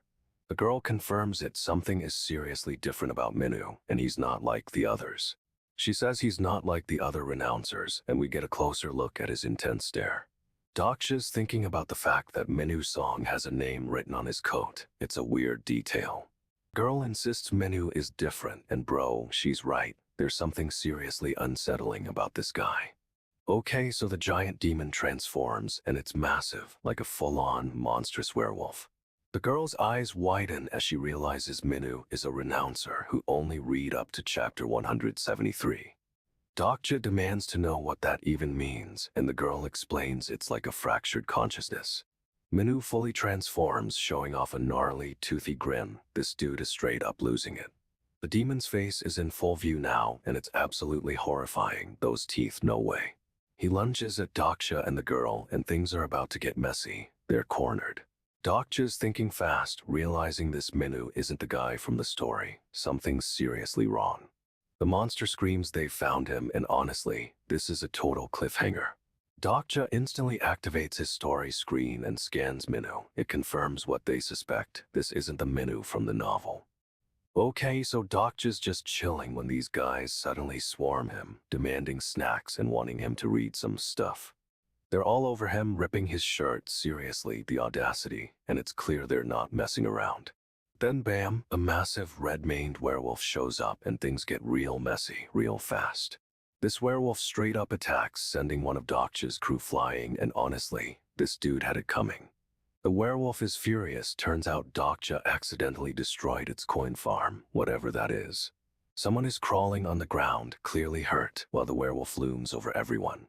Young Han activates her mental barrier skill, but it's level 3. Is it enough to protect them? She's screaming at the werewolf to stop, demanding they kill him now. She's losing it, no way. The werewolf activates Carnivorous Threat, a tier 6 skill, and everything's about to go down. However, it looks like Young is actually trying to protect Dokja, despite her crazy outburst. Dokja's getting absolutely mauled, blood dripping down his chin. It's intense, bro. The werewolf's massive head fills the frame, and it's staring right at Dokja, creepy. Wait, the werewolf recognizes Dokja. This is getting weird. It says he looks familiar. Someone, apparently Minho, is yelling about how there's no way Dokja read the novel, calling him a nerd. This dude Minho doubles down, straight up questioning how Dokja could be a renouncer. What's that even mean? Minho thinks Dokja's a jock who wouldn't know a good novel if it bit him. Ouch, harsh. The werewolf is losing its mind, and the system message says Dokja's movement is slowed. Not good. But Young is defending Dokja, yelling at the werewolf. She's a wild card, honestly. She claims Dokja's a weirdo, but she's definitely trying to protect him. Confusing, but cool. Minho's still ranting about Dokja in novels, but whatever, a giant werewolf is trying to eat our bye. Wait, the werewolf remembers Dokja. It's claiming he's Minho, a high school buddy, no way. Dokja denies it, straight up saying he doesn't know this monster, but the werewolf isn't buying it. The werewolf insists Dokja does know him, and Young suddenly realizes something. She thinks he read the novel.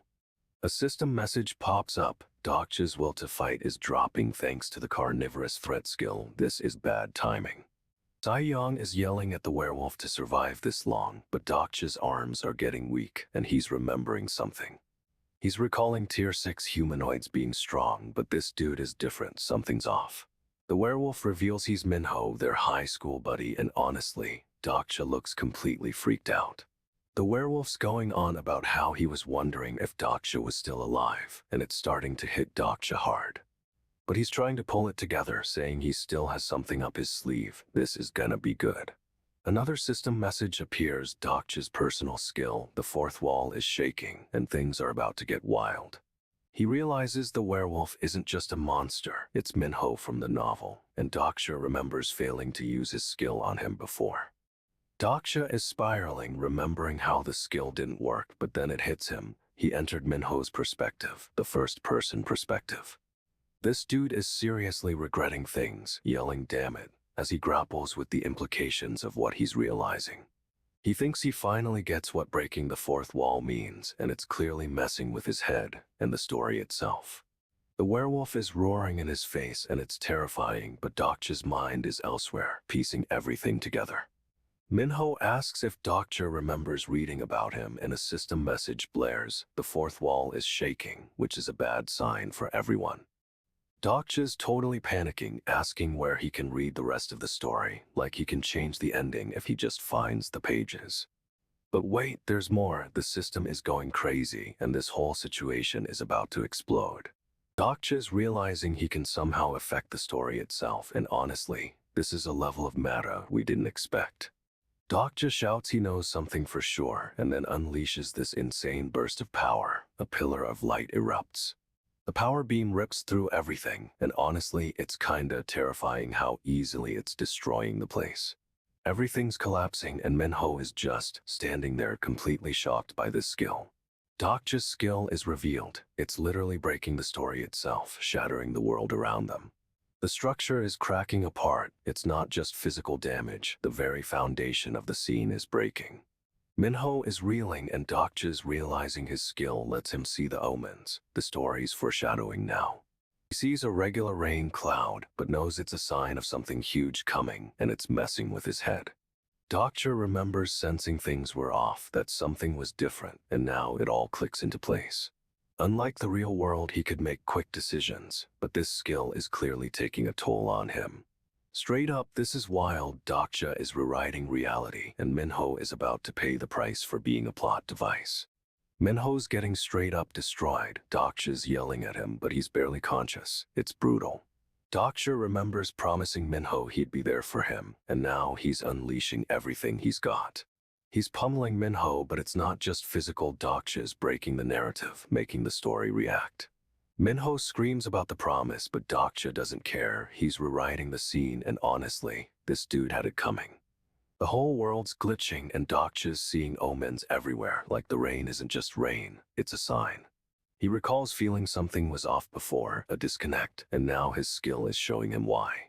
Dokja is totally drained. Using this skill is clearly taking a massive toll on him, but he keeps going. He throws a punch, and the force sends Minho flying through the air. No way that should hurt that bad. Minho's getting launched through layers of reality, ghostly figures flashing around him. It's a total mess. Dokja's relentless, another punch lands, and the whole structure around them shatters. This is insane. Dokja is screaming at Minho to wake up, saying he promised he'd be there. It's intense.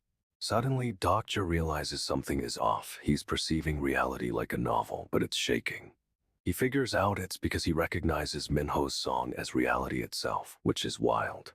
This dude explains the fourth wall skill. It creates an invisible barrier between audience and actors. They flash back to a stage showing a man and woman separated by that wall, explaining the concept. Dokja realizes his skill is making him see that fourth wall, but it's starting to crack. He's getting pummeled, but it's not just physical. Dokja is actively breaking the story's structure. Minho transforms, becoming this monstrous red-furred beast. No way that's a normal reaction. Dokja's skill is overloading, the world's glitching, and Minho is being ripped apart by layers of reality.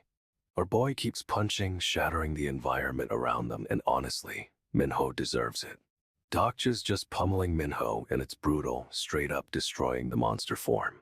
Someone yells about a special power-up event, and Minho suddenly collapses, looking wrecked. Dokja's covered in blood, but he's asking why Minho passed out. This dude is unhinged. He straight up says winning is boring unless there's adversity. What a psycho. Dokja claims he was just mulling things over, and constellations are actually relieved. Weird.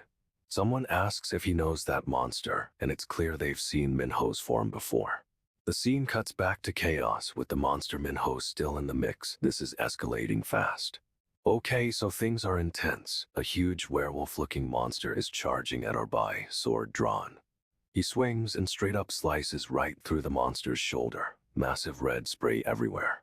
Get this, the monster doesn't even flinch. It's roaring in his face, looking absolutely terrifying.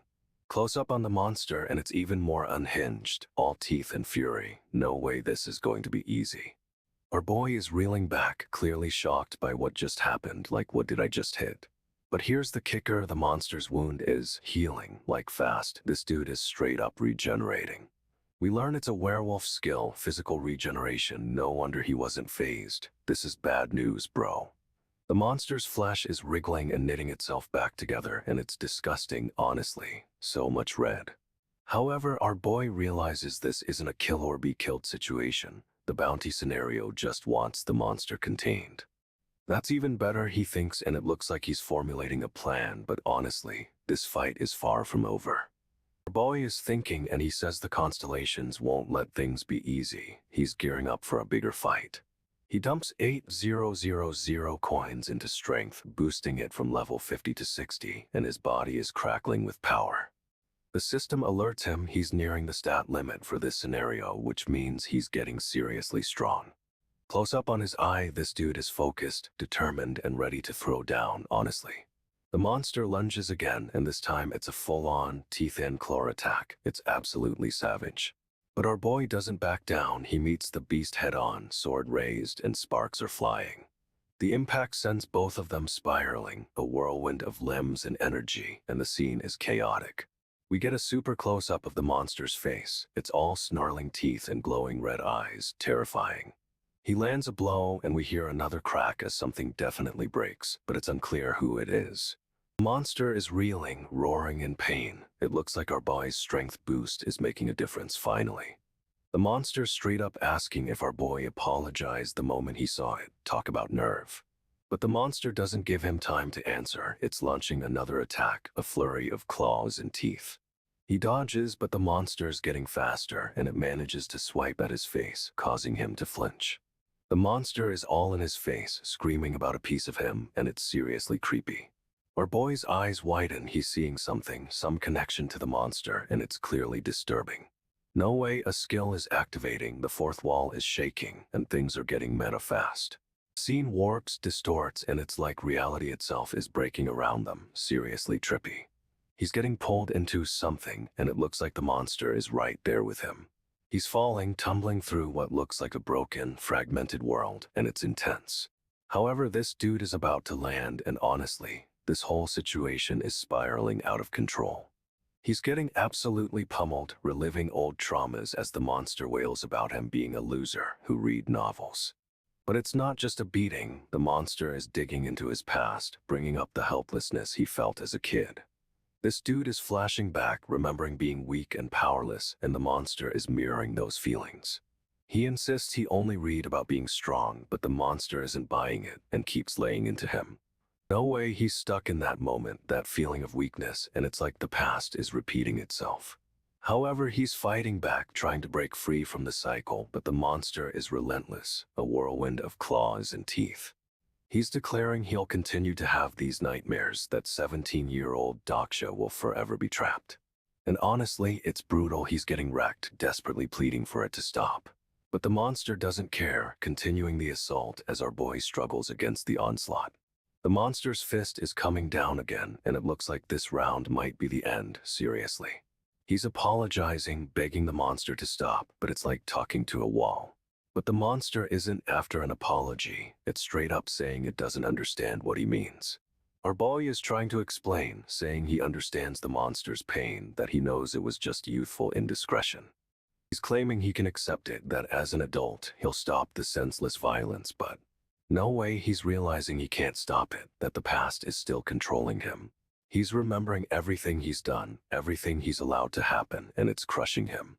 The monster is unleashing another attack, and this dude is taking the full force of it. However, he's not just getting beaten, he's being forced to confront his own helplessness. He's staring at the other, younger version of himself, and it's like looking at a ghost. And honestly, the look on his face says he finally gets it. This isn't about forgiveness, it's about consequences. He's laying into the younger monster, screaming about betrayal in a past life. It's intense. No hesitation, he's stabbing the younger version of himself, straight up trying to end it.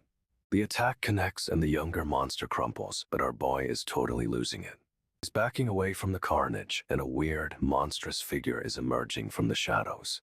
This thing is huge, a massive, red-clawed beast, and it's grabbing our boy's suit. The monster's getting closer, and he's looking amused. What is happening? The beast is practically in his face, and he's actually laughing. This is so messed up. He confirms it. Yes, he wants this. He's embracing the monster, and it's terrifying. Okay, so things are intense. Someone just straight up calls Kim Dokja a prick, like harsh words are flying. Kim Dokja is not taking it well, clearly upset, and Yoo-jung is just standing there taking the heat. Turns out constellations aren't the only powerful beings in this world, which is a huge reveal. There are beings who refuse to become constellations, and they wander the scenarios. That's wild, right? We get a glimpse of one of them, the Demon King, looking all majestic and terrifying on his throne. The Demon Kings are a whole other level of power, and they're ancient. These guys are old school. Then bam, we see Andras, the architect of discord, transforming into some kind of wolf monster hybrid. This dude is a lower-ranked Demon King, but still seriously intimidating and covered in green muscle. Apparently, Andras is known for cursing people, and someone Kim Dokja knows was a victim. Kim Dokja's like, don't worry, I know someone who was cursed by a Demon King like you. Talk about a power move. Yoo-jung's got a strange request, favors from absolute good alignment, no less, but Kim Dokja is not about the archangels. He's after a different constellation, one that's on BAD terms with the archangels, which is a huge red flag. And he straight up asks if Yoo-jung is trying to become a subject of a Demon King. Savage. She doesn't answer, and Kim Dokja presses further, asking if she lacks a supporting constellation. An unseen figure, it's the Demon King, by the way, says holding off on choosing a constellation is best. Apparently, there are tons of great constellations out there, and choosing one too soon could be a mistake. But the Demon King didn't expect someone as strong as Yoo-jung to be completely independent, constellation-less. He's genuinely surprised, like this dude thought he had everyone figured out. Yoo-jung lets slip an oops, and suddenly she and Kim Dokja are surrounded by weapons. Kim Dokja's like then, and honestly, we're on the edge of our seats. Something big is about to go down. Yoo-jung's asking about the abyssal black flame dragon, a constellation for edgelords, apparently, and Kim Dokja's immediately suspicious. Kim Dokja thinks Yoo-jung is aiming for a seriously powerful, chaotic constellation, and honestly, he's not wrong. She plays it cool, saying it'd make a great supporting constellation, but her creepy chuckle says otherwise. Suddenly, a figure bursts out, screaming about destroying everything. It's the abyssal black flame dragon itself. Kim Dokja gets a system notification. The constellation is watching him, which is unsettling, to say the least. He tries to encourage Yoo-jung, telling her she can do it, but she sounds so unenthusiastic. It's kinda hilarious. Another system message drops. The abyssal black flame dragon is disappointed in her. Savage burn from a constellation. Kim Dokja's trying to figure out what's going on when a voice yells, "Come here, you punk." Things are escalating fast. And then, a system notification confirms she's lying about her motives. No way, Yoo-jung is playing everyone. She lets out a shriek, and Kim Dokja looks completely stunned. This whole situation is spiraling out of control. They've reached the werewolf headquarters, and it's a disaster. Straight up looks like a war zone. Kim Dokja points out someone already tore through here, and there aren't even any guards. That's sus. Yoo-jung sees something and grossly reacts, but Kim Dokja's got a weirdly calm look on his face. A system message drops. Kim Dokja's fourth wall skill is blocking his emotional shock, which is kinda terrifying. Apparently, there are ways for humans to become humanoid demons, and one of them is cannibalism. No way. We get a glimpse of the carnage. It's a bloodbath, and these demons feed on other humans, becoming absolute beasts. Most transform by scavenging for food, but once they do, they don't hesitate to kill. Yikes, this is dark. Kim Dokja tries to lighten the mood, saying it's enough to make anyone angry, but Yoo-jung's clearly disturbed. Yoo-jung asks how someone could feel anything after seeing this, and honestly, she has a point. Kim Dokja's like, of course, but his expression says he's hiding something. This dude is always thinking. Kim Dokja demands to know who filled Yoo-jung's head with lies, then drops a bomb. Apparently, people accused him of plagiarism. He's got bigger fish to fry though, revealing he'd totally take over the world if he wasn't busy saving it. Kim Dokja asks why Yoo Jung thought he gathered disciples, and it's a legit question considering the chaos. Yoo Jung explains the disciples were shady and dressed funny, but Kim Dokja isn't having it. He refuses to take the blame. Suddenly, bang bang, gunshots erupt and Kim Dokja whips around, totally caught off guard. Someone's pulling out a sword and Yoo Jung's ready with a gun, but the situation is escalating fast. Kim Dokja's shocked. He thought the entire military force was already wiped out, but apparently not. Regardless, he tells Yoo Jung they can't fight, but she looks determined to do just that. A foot stomps down, crushing something, and then we see a gruesome close-up of a mangled body. A massive, monstrous figure looms over them both, and honestly, this is a fight for survival. Okay, so this monster is huge. It's seriously messing up the rooftop fight, and it's all teeth and claws. Kim Dokja's realizing the military isn't gone, they're just everywhere with guns loaded with holy bullets, no way. Yoo Jung's freaking out, pointing out these soldiers are the same ones from Siadimun Penitentiary, which is a bad sign. The soldiers are advancing, and honestly, they look way too coordinated for a random encounter. Kim Dokja's trying to figure out what's happening. He thought he'd dealt with all the wanderers, but apparently not. They're saying these wanderers are the strongest of them all, and Kim Dokja's like, but why didn't I see them at the battle? A woman in a trench coat and a creepy mask is leading the charge, and she's giving off major villain vibes. She's acting all high and mighty like she's a renouncer, but no one's buying it. Kim Dokja and Yoo Jung are cornered, surrounded by soldiers, and this dude is straight up assessing the situation. It's a total standoff and the tension is insane. This is about to go down and it's gonna be messy. Okay, so the fight explodes. Kim Dokja's deflecting attacks with his sword and Yoo Jung's trying to help. The soldiers are relentless, firing holy bullets, and it's a total chaos fest, honestly. Suddenly, something huge crashes down. It's a meteorite, and the werewolves had it. Everyone's stunned, realizing this meteorite isn't just a rock, it wards off catastrophe. Kim Dokja's mind is racing. He figured this meteorite was hidden away, but it was here all along. One of the soldiers blurts out, "Are you Dokja Kim?" Apparently, this dude has a reputation. The woman in the mask is freaking out, demanding to know what Kim Dokja is planning. It's intense. Yoo Jung's looking bewildered, and the soldiers are clearly confused, like what's going on. But wait, Kim Dokja's saying the meteorite is connected to the constellation, and things are about to get wild. And just like that, the soldiers are pointing their guns at Kim Dokja, and this whole situation is spiraling. Kim Dokja explains the meteorite is a key to controlling the constellation. Basically, it's a power source, but the masked woman isn't buying it, thinking he's lost it. Someone's face is right up in Dokja's, and they're looking down on him like a predator sizing up prey. The sound of that heartbeat is getting louder, faster, and then bam, the scene shifts to a full-blown fight. This mysterious woman in the trench coat is going to work, surrounded by chaos and people falling around her. Another guy is caught in the crossfire, looking totally freaked out as everything goes down around him. She's armed to the teeth, sword strapped to her waist, looking like a total badass, ready for war. We get a close-up of another guy, blood streaming down his face, looking absolutely horrified by what's happening.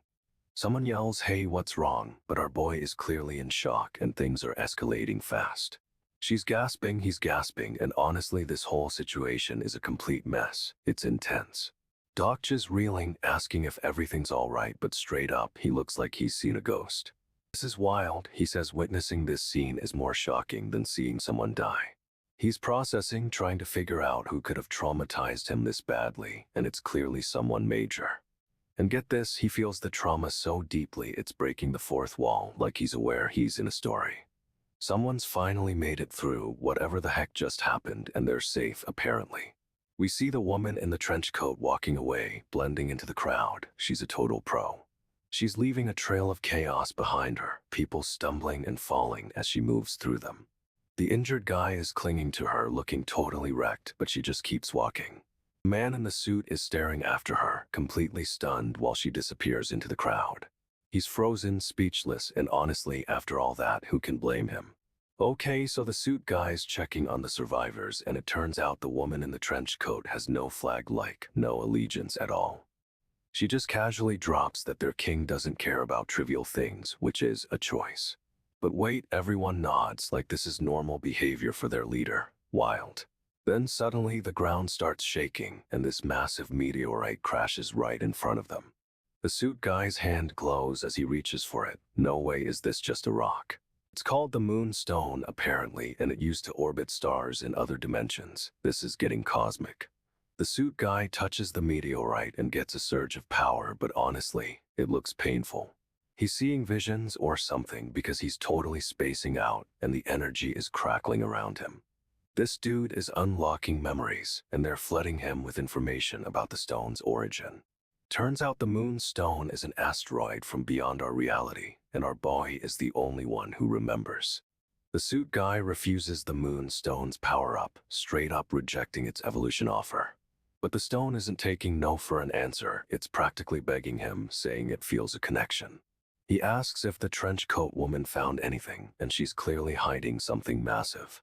She's working the angels for donations now that the Demon King is hunting her. Talk about a power move. Our boy realizes she was helping people knowing this was coming, and his avatar skill is proving useful. She's demanding to know when he's going to fill her in on everything. She's pushing for details about that thing from earlier, and it's clear she's not playing around. He asks what's been bothering her, and she snaps back, of course. How could it not? This dude is totally frustrated, and honestly you can see why. She's being super cryptic.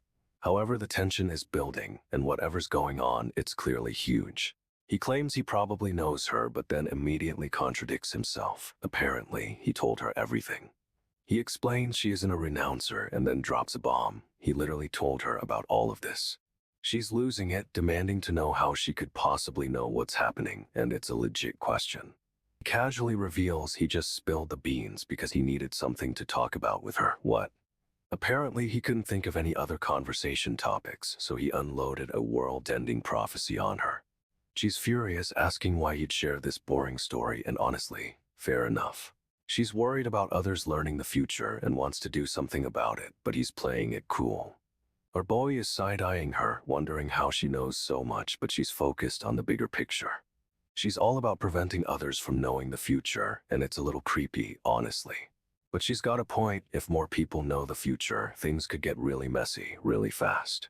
Someone warns them they're about to awaken a catastrophe, and bro doesn't even flinch. A massive meteorite is just there, and this dude casually decides to infuse it with his mana. Cracks are spreading across the meteorite like it's about to explode, and it's super ominous. He says it'll take 10 hours to infuse the meteorite with mana, but someone else is already questioning the timeline. She's straight up annoyed, asking why he has to do it for 6 hours, and honestly, same. She demands to know his mana level, and it's clear she doesn't believe his answer. He's hesitant to share, but she forces a temporary pledge to make him reveal it. No way, her mana level is at least 40 from the number of avatars she has, which is insane. He didn't expect her to be that powerful, and you can see the shock on his face. Okay, new plan, he'll do 2 hours and she'll cover the remaining 8. Finally, some teamwork. Someone offers our boy mana potions and he's immediately suspicious, like rightfully so. Turns out they're legit premium recovery potions paid for by someone supporting Constellation. Fancy. He asks if it's okay to even accept the gift, worried about some weird strings attached, but gets reassurance. She drops a bombshell, someone paid for it all, and now he's questioning if he was drugged. But she insists it was all legit, and he's about to start infusing mana into the meteorite, despite warnings. She's panicking about doing this before the main scenario even starts and the plausibility warnings. He brushes it off, saying he'll go first and it won't matter, talk about confidence or denial. Our boy is focusing all his mana, and honestly, it looks intense, like he's about to explode. She demands to know what's going on, accusing him of slacking off while plagiarizing something. He snaps back, asking if she's forgotten what comes out of this meteorite once the scenario begins. He's questioning why the guy won't just tell him what's happening, and honestly, same. No way. He checks his phone and sees something, and his face is straight up horrified. This dude is losing it, yelling, "Is this?" As he stares at his screen. What is he seeing? Suddenly, lightning cracks around them and another guy appears, looking seriously concerned. The lightning intensifies, spelling out spark, and it's clear things are about to explode. Like Aeon, this wolf dude is straight up losing it, gritting his teeth and looking furious. He's screaming at someone, demanding to know how they could do something so awful, and it's intense. Like Aeon towers over two humans, and honestly, the scene is terrifying with debris flying everywhere. One of the humans asks if this is something to be so mad about, but then remembers something important. Like Aeon cuts him off immediately, declaring there's nothing to be mad about, cold as ice, bro. He then drops this huge bomb: the constellations have forsaken Kronos and this world is finished. The humans are reeling, but one of them demands to know what they've done, clearly shocked. A black screen explains that the guides, otherworlders, were sent to help but have ulterior motives. Lycaon is identified as Lycaon Ispering, Prince of the Munter, which sounds like a big deal. But here's the twist: they've been played all along, and Lycaon is revealing their true nature. Lycaon still laying down the law, telling these humans it's too early to give up. Like, what's even happening? He's absolutely laying into them, demanding respect for the Munter and saying they don't understand the consequences. Turns out the Munter weren't rulers of Earth, but of Kronos, a completely different place. No way. We get a close-up of Lycaon, and this dude is serious, looking down on them with pure disdain. He's all teeth and fury, and it's terrifying, like this wolf is about to snap. Suddenly, a flashback: someone's home was destroyed by a massive fire-breathing dragon, Ignir. The dragon is introduced as Fire Dragon Ignir, the catastrophe from the flaming depths of hell, which is a lot. Lycaon is back to snarling, telling them they're taking this way too lightly, and honestly, he's probably right. He's threatening them with hellfire, saying their bodies will suffer. This dude is straight up unhinged. He repeats his earlier claim that they'll regret their words, and it's clear things are about to explode. Lycaon launches himself at Ignir, wielding a spear. Our boy is straight up challenging a dragon. Someone at Enguk Station realizes what's happening, and she's freaking out, saying there won't be fires of hell. But she finishes the thought, declaring there won't be fires of hell in this world as lightning cracks around them. We cut to a wider view of the city, dark and ominous, as the ominous pronouncement hangs in the air. Back to the fight, and Lycaon is battling Ignir amidst burning buildings, a total inferno around them. We see a glimpse of someone running through the flames, their boots barely visible amidst the chaos. Lycaon, covered in blood and ash, stands defiant as the city burns, and honestly, he looks terrifying. He lets out a primal roar, clutching what looks like a small body, and it's heartbreaking. No way, this is good. More bodies are revealed in the wreckage, and Lycaon is just screaming, a picture of utter devastation and rage. So Lycaon killed the fire dragon, but apparently that only counts as a minor catastrophe. This dude is losing it, demanding to know if they're messing with the story. Like, is this a plot convenience? He points out the dragon he fought wasn't even the original Ignir, just its offspring, and honestly, good catch. They're arguing about how many catastrophes are left, but Lycaon is already spiraling, saying they're only at the 5th scenario. This other guy is calling him out, saying he's acting like the author's liar, and Lycaon just doesn't care. Lycaon suddenly focuses, staring intently at the protection symbol. Something's triggering him. He realizes the symbol is what he got after killing the fire dragon, and his eyes narrow with suspicion. He demands to know what's going on, and it's clear he's connecting dots no one else sees. The other guy tries to play it cool, but Lycaon isn't buying it. He's totally onto something. The real question is, what does this symbol mean? This is about to get wild. Lycaon demands respect before accepting the protection symbol, straight up acting like a king. He's laying down some serious rules, and the others are just standing there stunned. Lycaon's face is terrifying. Bro is not messing around, and his teeth are insane. We get a super close-up of his jaw, and it's genuinely frightening, like a predator's grin. He emphasizes he wants proper respect, and his posture is so imposing it's almost comical. Lycaon makes it clear he expects them to acknowledge his power. This dude is all about the hierarchy. Our boy Kim Dokja is totally shocked, and the girl beside him is speechless. No way they expected this. He received the symbol after defeating the fire dragon, but it feels off, like a trap is being set. Lycaon's actions are clearly connected to something bigger, and he's piecing it together fast.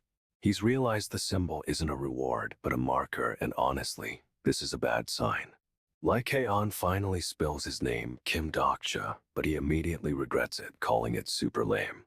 He claims catastrophes aren't a big deal, which is a choice considering everything. Dokja explains he was scared of how the name sounded in the Tower of Wishful Ascension.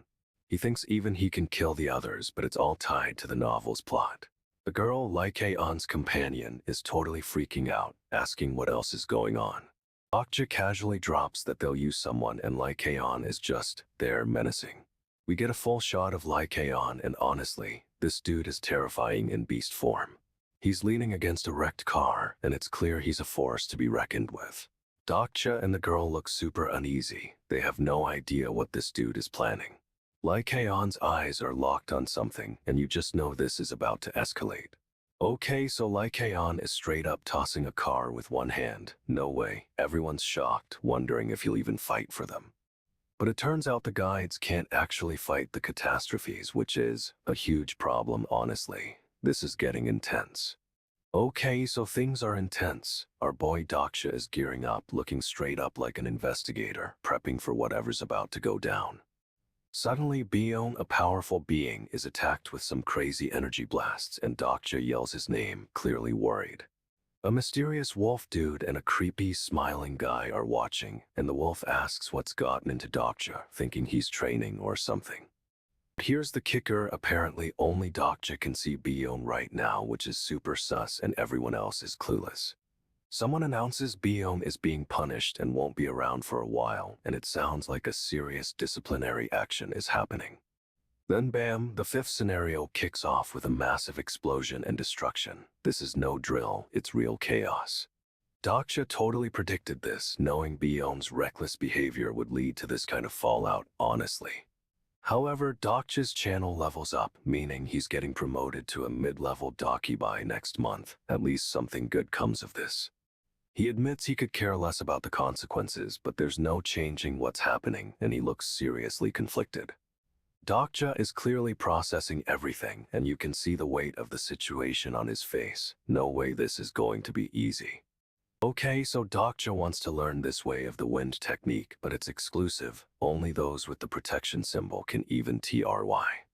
He asks for the symbol, straight up demanding it, but it can't be transferred. Major roadblock for our boy. This woman, though, she's so skeptical, even more than Yoonhyuk, and points out he was supposed to be the one learning it. Dokja's like, let's go find Yoonhyuk. He wants to make him stronger and get through this mess together. Good on him. She throws shade, saying Yoonhyuk never listens to anyone, and Dokja just stares her down, honestly. She's cackling. This woman is a whole mood, and Dokja looks completely unimpressed by her antics.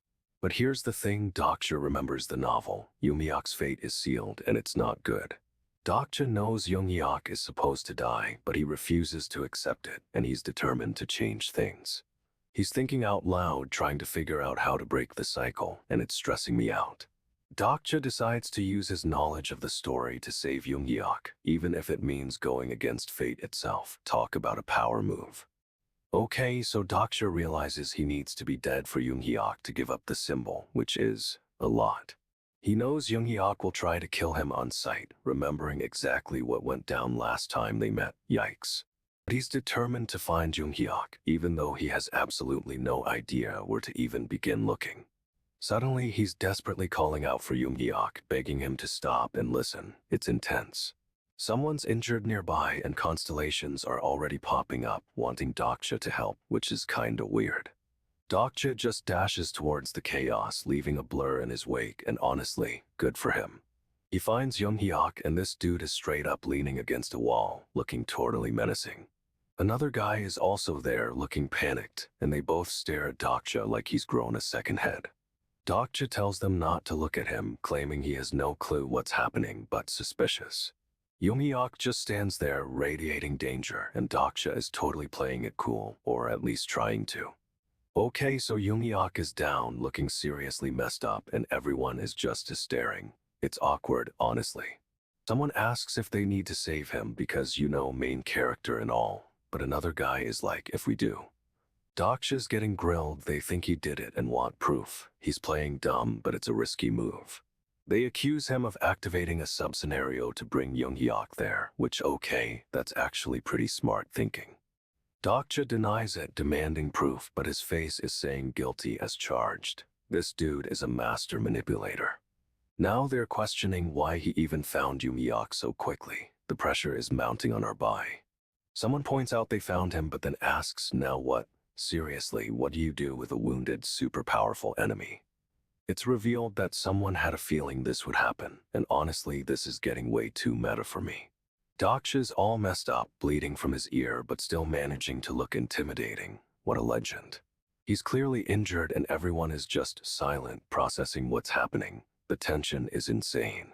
Dokja is trying to explain he punched Yumiak 2 days ago and now he's acting all weird. It's a flimsy excuse, TBH. Someone points out Yumiak has been off since that punch and Dokja's looking super flustered, which makes him look guilty. Suddenly Yumiak just snaps, grabbing someone by the collar, and it's a total power move. Things are escalating fast. He's screaming about betrayal and then he stabs someone, straight up stabs them, no hesitation. Everyone is losing it, yelling "was it me?" as they try to figure out what's happening. It's complete chaos. The guy Yumiak stabbed is down, bleeding, and the others are backing away. It's a brutal scene. Dokja's getting blamed, of course, and he's like, hey, I'm injured too, but no one's buying it.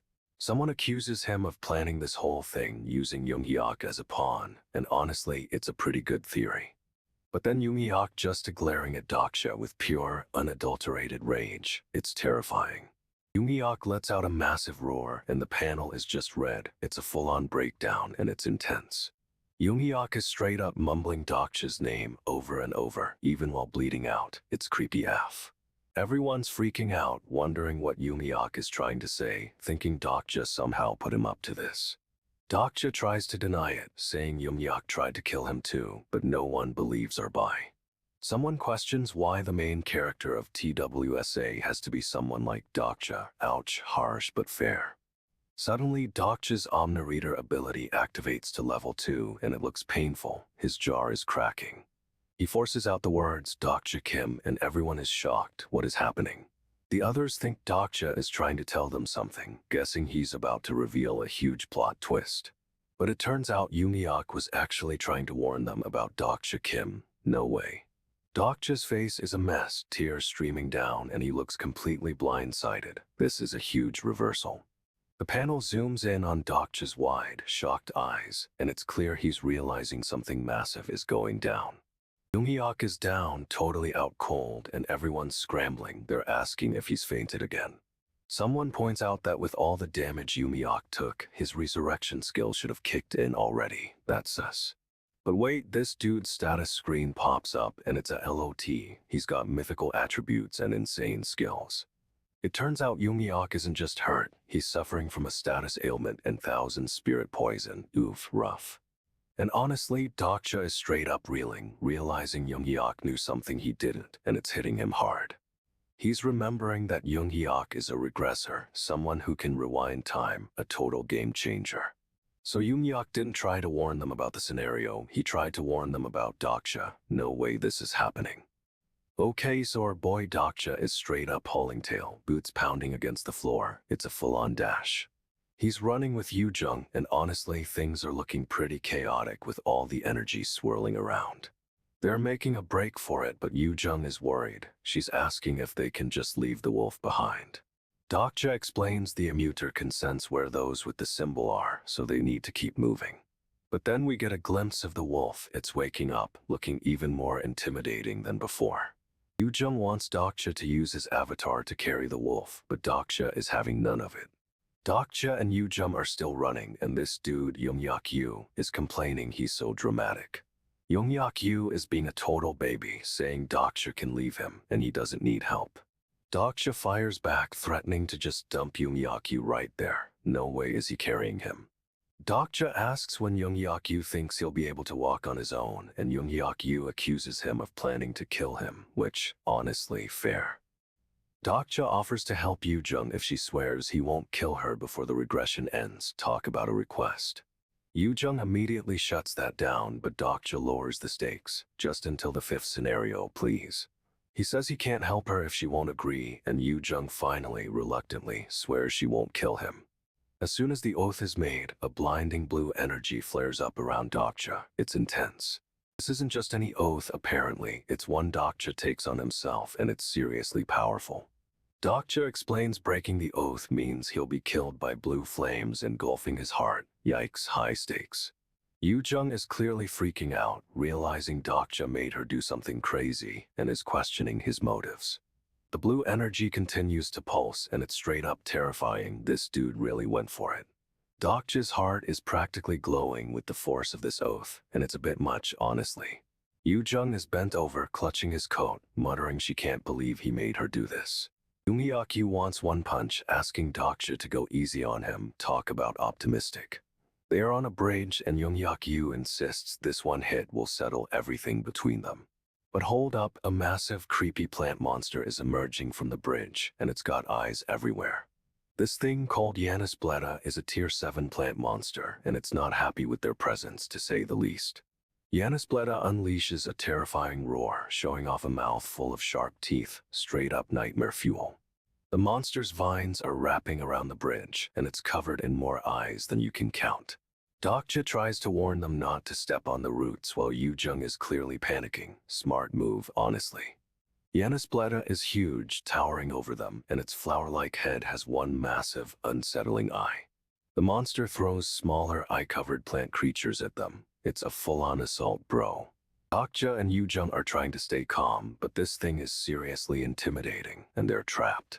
Okay, so while they're fighting off Yanisbleta, things are going down everywhere. Seoul is changing, and China is under attack. Apparently, the fifth scenario is a full-blown war between worlds, and it's escalating fast. The third Wuxia world is invading China, and it's total chaos, fire dragons, and everything. Dokja's starting to realize the catastrophe is awakening, is speeding up the terraforming, which is not good. Suddenly, this super-fast monster attacks. It's aiming straight for Yoo-jung, but Dokja intercepts with a spear.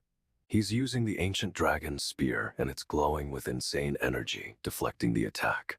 But wait, another monster appears, and it's going for Yoo-jung again. She's getting swarmed. Dokja is still deflecting attacks, but the monster's movements are impossibly fast, and he's looking strained. Yoo-jung is yelling about the area being infested, realizing the terraforming is happening way faster than they thought. Yoo-jung accuses Dokja of waking the fire dragon, and our boy just shrugs, asking if there's a penalty for this round. Dokja's questioning why Yoo-jung came to him, thinking she'd just fall apart. This dude is intense. Yoo-jung fires back, saying she wouldn't have even started her journey if she gave up so easily, straight up. Someone's watching them and they're clearly upset. It's a tense moment, bro. We get a flashback. Apparently Yoo-jung was originally a hopeful character with dreams, but tragedy hit. This dude thought he knew everything about Yoo-jung, but he's realizing there's more to her story. He's starting to suspect she's hiding something about her third regression. No way. Yoo-jung reveals she came because she knew he'd destroy the ruler's throne, hoping for his help. She straight up admits she thought the throne was a nuisance, a bold move. Yoo-jung claims he likely destroyed the throne to block off the otherworld god, and Dokja is shocked. Dokja is reeling from this revelation, realizing he underestimated Yoo-jung's plan. This is getting wild. Yoo-jung drops a bomb. One of the 10 evils has a meteorite, and they're using it to speed up terraforming. Dokja's like, hold up, because using the meteorite isn't just about terraforming, it's something else. Yoo-jung confirms it. Seolwa Lee, Aka Poison Beauty, is the only one who can wield the 1,000 spirit poison. Yoo-jung reveals she tried talking to Seolwa, but it didn't go well. She's clearly worried. Dokja asks what happened, and Yoo-jung just says she tried to talk to her, which feels like a major understatement. Suddenly someone gets attacked. It's chaotic, and there's blood everywhere, bro. We see Yoo-jung protecting Dokja, but things are going south fast. She's fighting for her life. Dokja's realizing just how dangerous Seolwa is, and honestly, this is a level of threat they haven't faced yet. Yoo-jung admits she messed up, but Dokja's got a plan, and he's determined to figure this out. But Dokja is starting to piece things together, and the look on his face, straight up terrifying. Yoo-jung reveals he actually tried to make Seolwa an ally. Talk about a miscalculation, bro. Dokja suddenly remembers Seolwa wasn't just the second regression's companion, she was his lover. He remembers everything, Seolwa's poison, her power, and how the second regression planned to use her. Dokja understands now Seolwa wasn't just aiming to terraform, she was aiming for him. But wait, Dokja recalls a detail. Seolwa actually helped him in a past life. It's a total curveball. However, the memory is fractured and Dokja can't quite grasp why she'd help him. It's super confusing. Yoo-jung and Seolwa are standing together, and Dokja's realizing this whole situation is way more complex. Dokja's reeling, and it's clear he's just unlocked some serious, potentially dangerous knowledge. And honestly, the look on his face is terrifying. Our boy is about to make some moves. Dokja straight up admits Seolwa isn't the woman he remembers. It's a total gut punch. But he wanted to believe, even for a moment, that she was still the Seolwa of his memories, seriously. Yoo-jung's grinning, and it's unsettling. She clearly knows more than she's letting on. He's facing off against this monster, but the arena is covered in these creepy glowing eyes. It's a total nightmare. This dude is getting pummeled, but he's using his knowledge of the story to try and turn the tables, weaving golden threads of power. But wait, someone else is here. It's Yoo-jun, and she's absolutely flying in with a bat, ready to back him up. Another player joins the fray, yelling encouragement, while Yoo-jun swings for the fences. They're really going all out. Golden threads are exploding with energy, and the whole place is getting blasted apart. It's a massive power-up sequence. Dokja is reeling, barely conscious, but he manages to grab onto one of those glowing threads. It's a desperate gamble. He's pulling himself forward, trying to escape the chaos, and honestly, the look on his face is terrifying. Yoo-jun is still swinging, taking out monsters left and right, while Dokja clings to that thread for dear life. The whole arena is collapsing, but Dokja's got a grip on that golden thread, and he's pulling himself towards safety. It's a close one. Dokja swings his sword, but it's blocked, and someone below gets sliced. No way, this is getting brutal. Everyone realizes something's underneath them, like the ground is about to give way, super ominous. A teammate calls out a woman, and she's instantly suspicious. Something's off about her for sure. The woman's got this intense stare, like she's sizing everyone up, and it's seriously creepy. She's radiating power, surrounded by golden energy, and honestly, it's kinda terrifying. The system says it can't access her profile, and neither does anyone else, which is a huge red flag. The Sangha character appears, and the team recognizes her. She's got a history, and it's not good. Sangha looks down at the chaos, a sinister smile playing on her lips. She's enjoying this way too much. She's decked out in this tight black suit, looking like a straight-up villain, and those leg straps are intense. A close-up on her eyes, they're cold, calculating, and she's definitely plotting something massive. Sangha starts moving, taking careful steps. She's sizing up the arena and everyone in it. She jumps, launching herself into the air with a burst of golden energy, and it's seriously intense. She's airborne, surrounded by swirling gold, and keeps jumping. It's like she's flying between buildings. Below, the team is getting wrecked, people are falling, and it's total chaos. Sangha's causing all this. Someone shouts that she's flying, and everyone stares up in disbelief. What is going on with this woman? She's coming down fast, and it looks like she's about to land right on top of them. No time to react. The team braces for impact, but Sangha's descent creates this massive shockwave. Whoa. The shockwave sends everyone flying, and one guy gets slammed against a wall. Ouch, that looked painful. Sangha lands, and her leg brace cracks the floor, straight up destroying everything beneath her feet. This dude is screaming, trying to get away, but Sangha is already moving again. She's a whirlwind of destruction. Wait, hold up, someone realizes this golden energy is Sangha's technique, and they're freaking out. She's swinging her blade, and it's fast, sending a golden arc straight for a guy Haya. The blade connects, and it's brutal. She slices through him like butter. No way. Another guy tries to block, but the energy just explodes on impact, sending debris everywhere. This dude is getting tossed around like a rag doll, and honestly, he had it coming. Sangha keeps swinging, and another guy goes down. It's a total massacre. People are gasping, screaming, completely overwhelmed by the chaos Sangha's unleashing. She cuts through another enemy, and it's so fast it's just a blur of golden light and red streaks. The team is in shambles, everyone's reeling, and the scene is drenched in a terrifying red glow. One guy stares, completely shocked. He knows Sangha, and he can't believe what she's doing. Sangha is a whirlwind, cutting down enemies left and right. It's a straight-up bloodbath. Someone yells to kill her, realizing Sangha is the threat, but it's too late. She's already unstoppable. Yudge and Dokja are chatting, and Yudge points out Sanga's improved massively in Dokja's absence. Dokja, being Dokja, takes credit for her growth, classic ego boost from our boy. A guy is watching the carnage, furious that Sanga is getting stronger without Dokja around. Sanga slices through another attacker, a golden flash, and the scene is absolute chaos. She's moving so fast, blades blurring and sending opponents flying. This is insane. The floor is covered in bodies and Sanga is drenched in blood, but she's still going strong. Sanga shouts for them to come this way, a determined look on her face. She's baiting them. Everything around her is shattering, glass, walls, everything, but Sanga doesn't even flinch. Yudge is barking orders over comms, get to the high-rise for better view stat. Someone shouts to the high-rise as they hustle Dokja forward. It's a mad dash. Yudge warns Dokja to watch out for Sanga, and honestly, that feels like a massive understatement. Dokja's face drops. He's realizing Sanga is the problem, and it's hitting him hard. We get a super close-up of Dokja's face, and he looks seriously rattled. Something's off. A shadowy figure is creeping up behind him, and it's making the hairs on my neck stand up. This dude's about to get blindsided, and the tension is absolutely killing me. Sanga and another attacker are silhouetted, and they're clearly questioning who Dokja is protecting. They're looking down at the chaos below. The high-rise is coming into view, and it's massive. The high-rise looms, a grid of windows against the smoky sky. It's their next battlefield. Sanga asks if our boy is okay, but he just turns it around. What about you? Smooth move, Dokja. She says she's fine, but honestly, she is covered in grime and looks wrecked.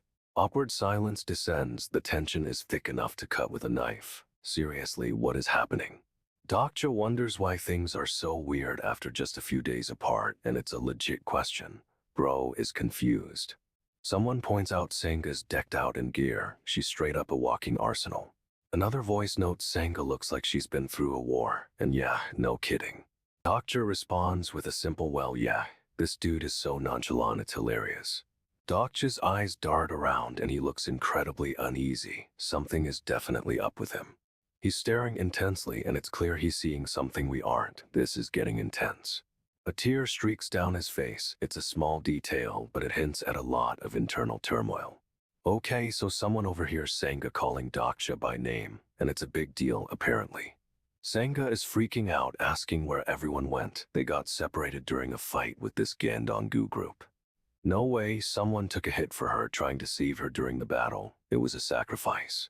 The scene cuts to chaos, buildings are collapsing and it's intense, but Sanga is still focused on finding him. Dokja lured the enemy toward the Han River at the last minute. He's always 10 steps ahead. And honestly, this dude is playing 4D chess while everyone else is playing checkers. Our boy is moving fast, stepping into what looks like a chaotic scene, no time to waste. He's sprinting now, a full-on dash through the wreckage, trying to get somewhere safe. He slides across the floor, dodging debris as he desperately tries to escape the madness. This dude looks shocked, eyes wide with fear as he realizes just how bad things are getting. He's clutching something in his hand, looking down at it with a huh. What is that? No way, a group of thugs are charging at him with baseball bats, blood already splattered everywhere. Someone shouts, "Don't leave anyone alive," and honestly, this is getting intense. People are scrambling, running for their lives as the thugs close in. It's a full-blown chase. Two figures are running together, clearly terrified, trying to outpace the chaos behind them. They glance at each other, both looking completely freaked out. This situation is straight up dire. No way, a woman with a tail launches forward, a golden energy blade slicing through the air. The thugs are running, but the golden blade cuts down the first one before he can even react. Another thug goes down, screaming, and honestly, this dude had it coming. The third guy tries to dodge, but the blade catches him, sending him flying backwards. He hits the ground hard, completely wrecked, while the woman keeps moving like a whirlwind. She finishes the sweep, leaving a trail of fallen enemies, and it's brutal straight up.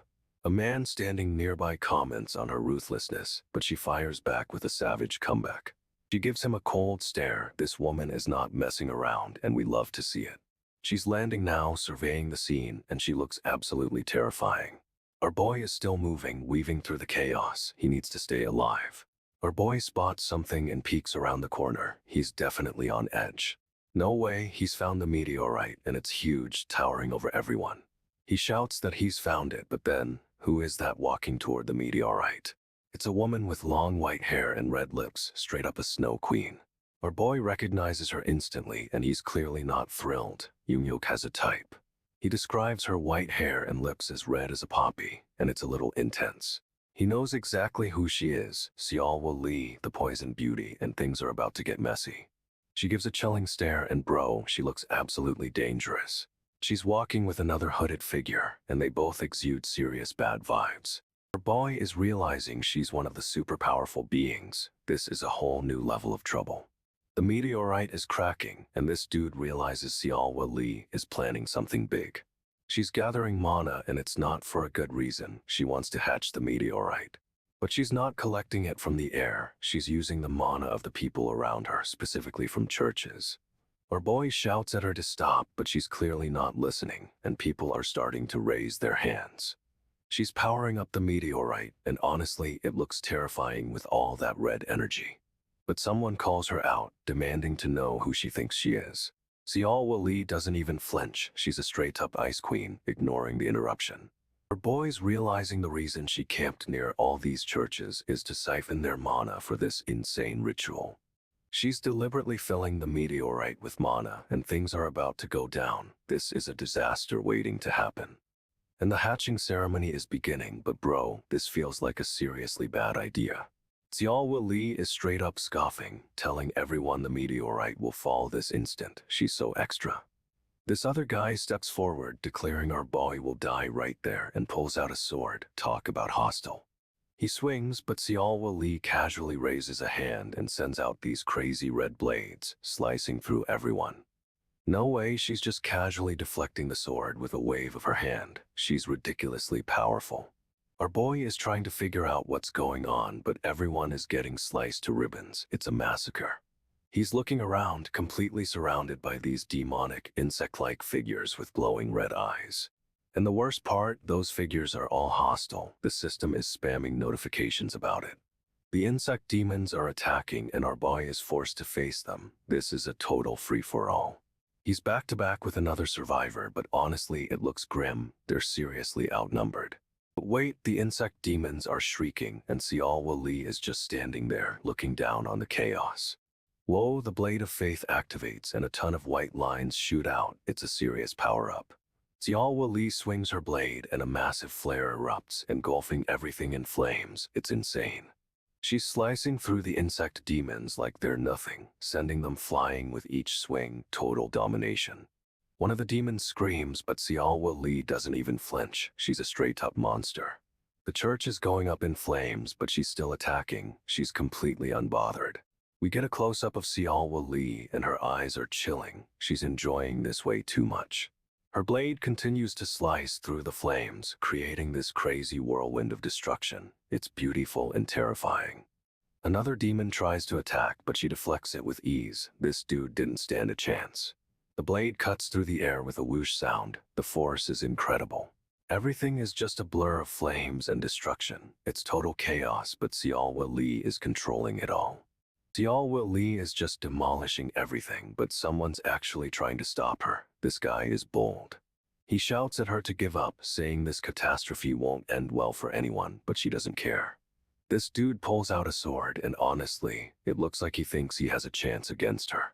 She's completely unfazed, radiating this icy confidence. She's ready to slice him to pieces, no doubt. He swings, but Seolwa Lee casually blocks with her blade. It's like swatting a fly for her. She counters with a lightning-fast strike, and a huge burst of energy explodes from the impact. Whoa. Force sends him flying backwards, crashing through debris. That's gotta hurt, bro. But wait, he's not down yet. He's bracing himself, but Seolwa Lee is already closing in for another attack. She's absolutely relentless, pressing her attack and showing no mercy. This is a brutal showdown. She declares there's no escape for him in this scenario, and honestly, he probably knew that already.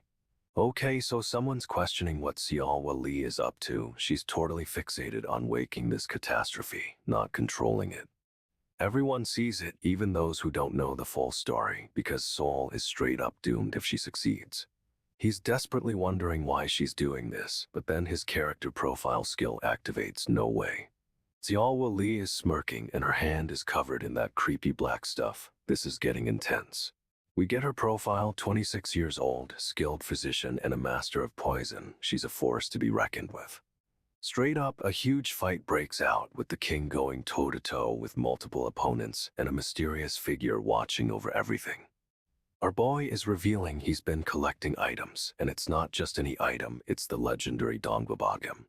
He's got stacks of these Dongbabagam chapters, and people are realizing just how rare this thing is. Dongbabagam is a constellation artifact that needs all 25 chapters to be complete, and that's a huge deal. But hold up, someone just got hit with the 1,000 spirit poison, and they're not looking good like at all. This dude is going down fast, clutching his arm in agony. It's a seriously nasty poison. However, someone says you can counteract it with the Dongbabagam. This is getting good. He's showing off the incomplete Dongbabagam like, yeah, this will fix you, and honestly, it's a power move.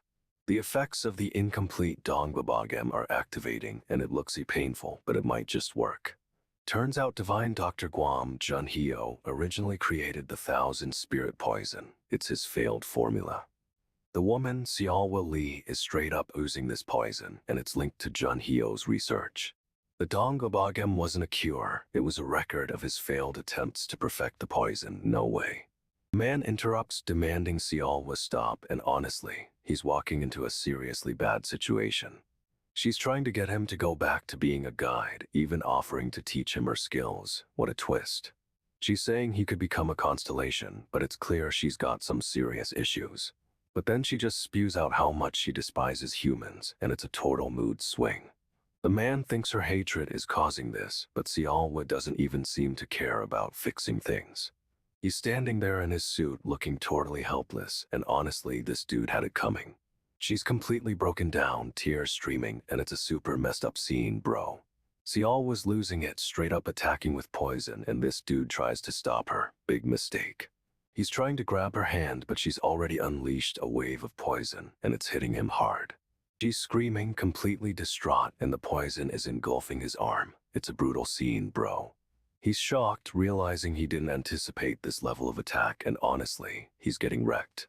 He's saying he didn't want to hurt her, that he knew it would be painful, but she clearly doesn't care. Suddenly, the Dongbabagam activates. Apparently, it's teaching him Oriental medicine like right now. The book shows up detailing the 1,000 spirit poison, and it's clear this isn't a cure, it's knowledge. He's focusing, channeling the Dongbabagam's teachings, and it's like a surge of power is flowing through him. He's pressing points on Xiaowa's arm, acupuncture, bro, trying to counteract the poison. It's a desperate gamble. He's pushing his energy into her, hoping to suppress the poison, but it's a risky move with potentially huge consequences. He's forcing the poison through Xiaowa, trying to redirect it. It's intense, and she's screaming in agony. The poison is too strong, overwhelming him, and he's collapsing, barely able to hold on. Xiao was thrashing wildly, completely consumed by the poison, and it's a terrifying sight, bro. He's trying to push more energy into her, desperately attempting to stabilize her, but he's clearly failing. Suddenly, a huge burst of golden energy erupts from Xiaowa. No way, it's the Oriental medicine taking effect. She violently vomits a stream of golden fluid, and it's straight up horrifying, like molten gold. She's collapsing unconscious, and this dude is barely holding himself up. He's wrecked. He's gasping for air, completely drained, and his body is shaking from the effort. It's brutal. He's mumbling, barely coherent, and straight up admitting he underestimated her power. Wow. And then the mysterious man appears, calmly observing the scene. This dude is definitely the villain, bro.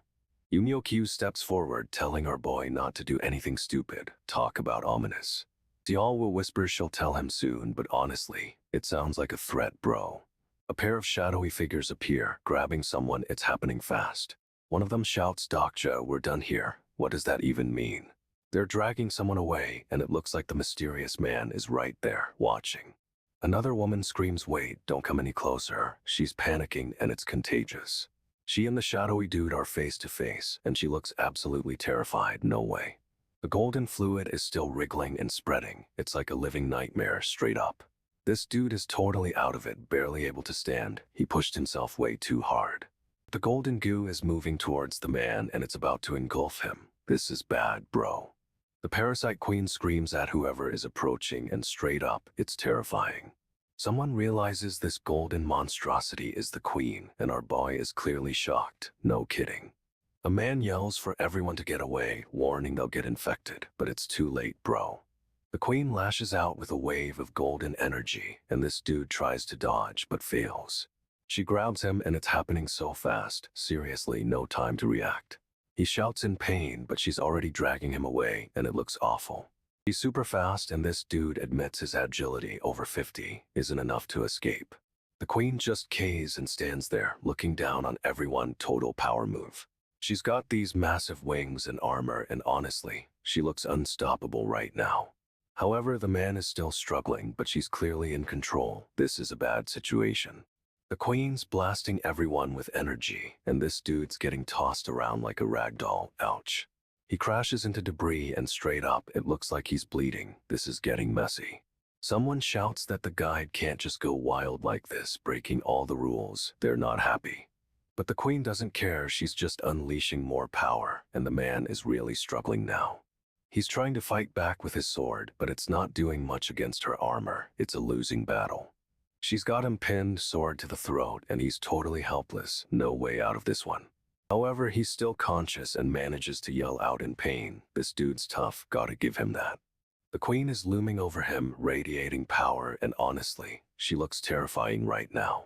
He's clutching his wound, trying to hold on, but he's clearly fading fast. This is bad, bro. And just when you think it's over, he starts snoring. Wait, what? This dude is passing out.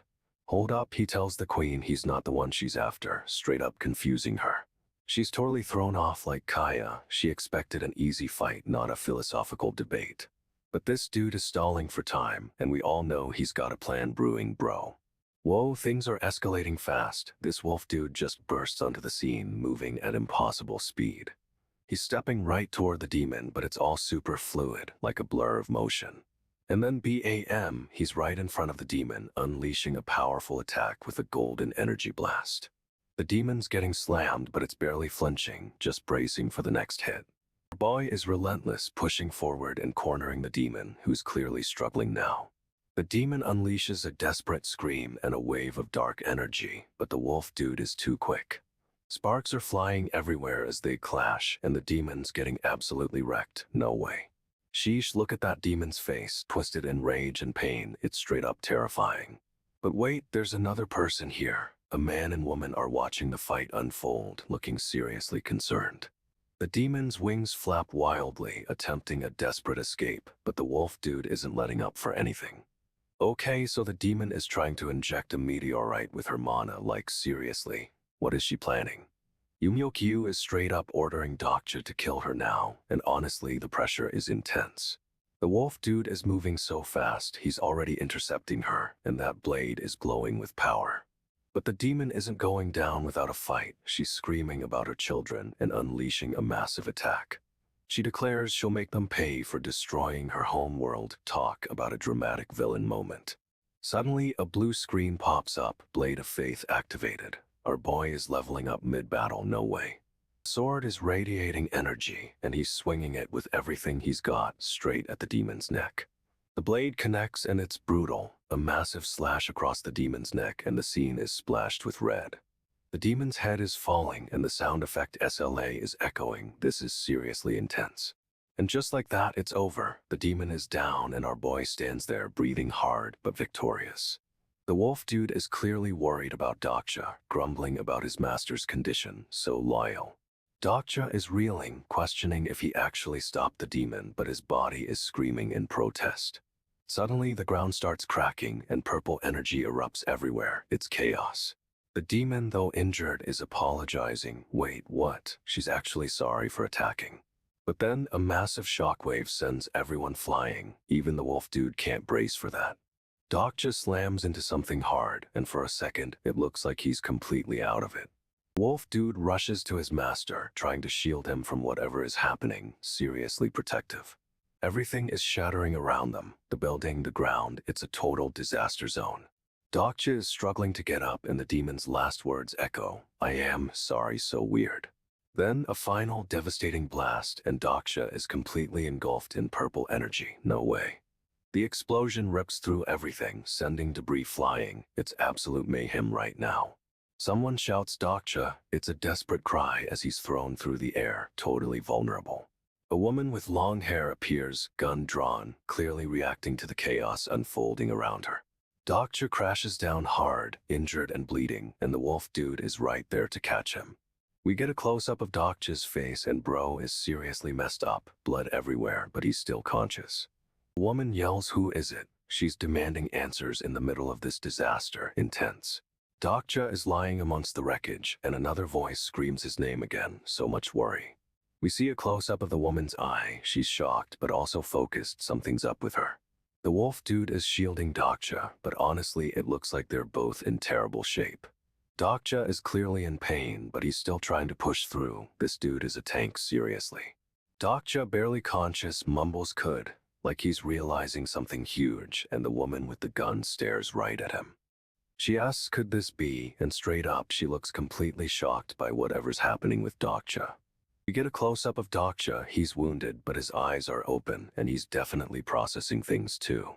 He's half exposed, but this dude is focused, and a message pops up. "The catastrophe of questions has appeared in your world." What? The scene fades to black, and then ominous letters fill the screen. Omniscience. This is getting intense. Suddenly, we're on a rooftop, and someone asks, "I've become the hero." Is that Dokja's voice? No way. The woman is yelling something, but we can't hear it, and Dokja is still struggling to get up. The wolf dude is protecting Dokja, but honestly, they both look wrecked. This fight is brutal. Dokja is down, bleeding out, and a woman, finds him amidst all the carnage. She asks if he's okay, but everyone nearby is immediately focused on killing him. Seriously, the mood is hostile. Someone yells out that he's human, and another voice demands they kill him right now. No hesitation. They're straight up saying they need to eliminate him, and it's clear the Dokkaebi aren't doing their jobs. This dude is questioning if he can ask a question, but the woman is clearly disoriented and asks who. She's confused, but Dokja starts speaking. He's remembering things, and it's changing everything. He asks if she can hear him, and she's totally shocked. She clearly wasn't expecting a response. But hold up, Dokja is getting a message. The catastrophe of questions has been weakened. What does that even mean? And then a penalty drops. He can't attack the catastrophe for 3 minutes. Talk about bad timing. He's bleeding from his ears, freaking out, but our boy Dokja is starting to remember everything. Dokja demands to know where and when he is, and this woman is totally thrown. She's like, "Why are you asking?" No way. A seal on the returnee, Ilseng Myeon, breaks, and he's getting blasted with purple energy. He's cackling through the pain, but it's a creepy laugh, and someone nearby is clearly disturbed. Dokja asks if this woman has ever lived a full century, and she's understandably confused. He drops a bomb. She's living in a world where he's the only human. Talk about a twist. Now he's asking if she knows about other dimensions, and it's getting seriously unsettling. He rattles off a list of monsters, insects, werewolves, birdmen, and it's clear this isn't Earth. The scene shifts to something massive and shadowy, and the tension is insane. He challenges her out of insects, wolves, and birds, which is the best. A weird question, right? We get a close-up of Dokja's chest, and it's covered in scars. This dude has seen some stuff. This woman begs Dokja not to kill her, and honestly, it's a little too late for that. Dokja steps on the guy, just splat, and the sound effect is intense to say the least. He turns to the woman with this creepy grin, asking if it's obvious what he needs to do now. Dokja's straight up terrifying, and the woman is definitely realizing she messed with the wrong reader. Okay, so TWSA, that's the ways to survive the apocalypse. Laid out 3 methods for surviving this whole mess. Apparently people either travel back in time, jump to other dimensions, or get reborn. Wild. Now we're diving into number 2, dimensional travel for survival, and honestly, it's getting intense. This dude Ilseng, a returnee, just pops into existence, straight up appearing mid-battle, and everyone's losing it. A woman tries to attack Ilseng, but he's too fast, dodging her blade with some serious skill. Ilseng is basically toying with everyone, dodging attacks while looking ridiculously unbothered. He gets close enough to crack a joke, saying this isn't just a war diary, but a total cakewalk for him. And then they reveal his title, Returnee Ilseng Myeon, and bro's got a serious smirk on his face. Suddenly, a bunch of assassins surround Ilseng, blades drawn, but he doesn't even flinch. Ilseng is clearly playing with these guys, and it's kinda terrifying. He's got a plan, and it's a good one. Ilseng straight up rips through a guy, but then another dude attacks him from behind. Talk about a sneak attack. This other returnee asks what's wrong, thinking Ilseng is hurt, but our boy just laughs and says he expected a warmer welcome. Ilseng slaps the returnee across the face, and honestly, this dude had it coming. He thought he was superior. The returnee is furious, yelling about how Ilseng is wrong, but Ilseng just smirks, clearly unbothered by the outburst. Suddenly, a woman appears looking terrified and warns them both about something. It's a bad sign. She's surrounded by lightning and starts babbling, but then another figure steps out of the shadows. It's someone from the Hunters Association, and Ilseng immediately recognizes them. This is getting serious. And then BAM, a system message drops. The fifth seal on Ilseng is broken. No way, what does that mean? Another woman looks on in shock as someone sits defeated in the background. Things are spiraling out of control. The hunter swears under his breath, but Ilseng is clearly in charge now, and the tension is absolutely insane. Ilseng's power surges and he's totally transformed. This dude is unleashing something insane. He asks who wants to die first, and the tension is unreal. Everyone is on edge, seriously. Another returnee tries to attack Ilseng, but he's too fast. Dodging is effortless for our boy. Ilseng grabs the returnee's arm, and the sound of bone snapping is disturbing, to say the least. He's holding the broken arm, and it's brutal. This isn't a fight, it's a straight-up massacre. A woman rushes forward with a blade, but Ilseng intercepts her attack with a powerful counter.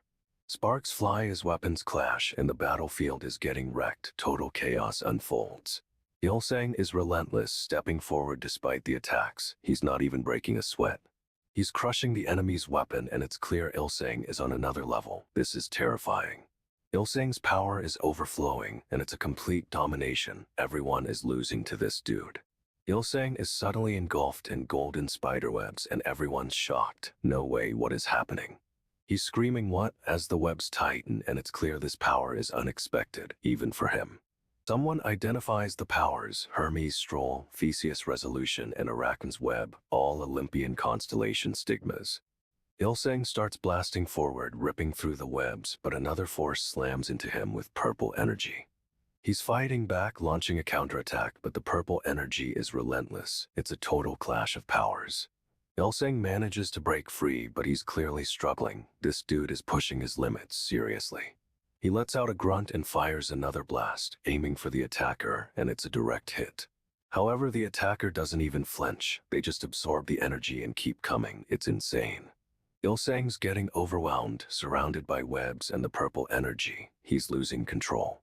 He's desperately trying to fight back, but the attacker is too strong, and everything is going to hell. Ilseng activates Blink, dodging a sword slash that would have taken his head off. No time to react. The blade comes down again, and he uses Blink again, barely escaping another deadly swing. This is intense. He's moving so fast it's like a flash, but the attacker manages to slice through his shoulder. Ouch, that's gotta hurt. Ilseng stumbles, leaving a massive blood splatter, and those shadowy figures are closing in fast. It's a trap. He's yelling, damn it, but it's too late. They've got him surrounded and are moving for the kill. Ilseng manages to activate Blink one more time, disappearing in another burst of golden light. He's getting away. But the attacker is fast, tracking him with eerie precision, and the constellation's secretive plotter sighs. This dude is good. They're shouting he escaped, and honestly, they should have predicted this. Ilseng is a survivor. Ilseng is hurt, covered in blood, but he's still fighting. Our boy is straight up refusing to die. However, the constellation seems sympathetic. What's the deal with that? Something's definitely up. Sangha is seriously losing it. She's all feral and demanding to know what's going on. She's got claws now. No way, this is getting weirder and weirder, bro. The city is crumbling around them, and she's dashing through the wreckage. It's total chaos. Yu Jiang is carrying Sangha because she's passed out, and he's not happy about it, asking if he's a nanny. He's clutching Sangha tightly, and you can see a strange mark on her shoulder. What is that?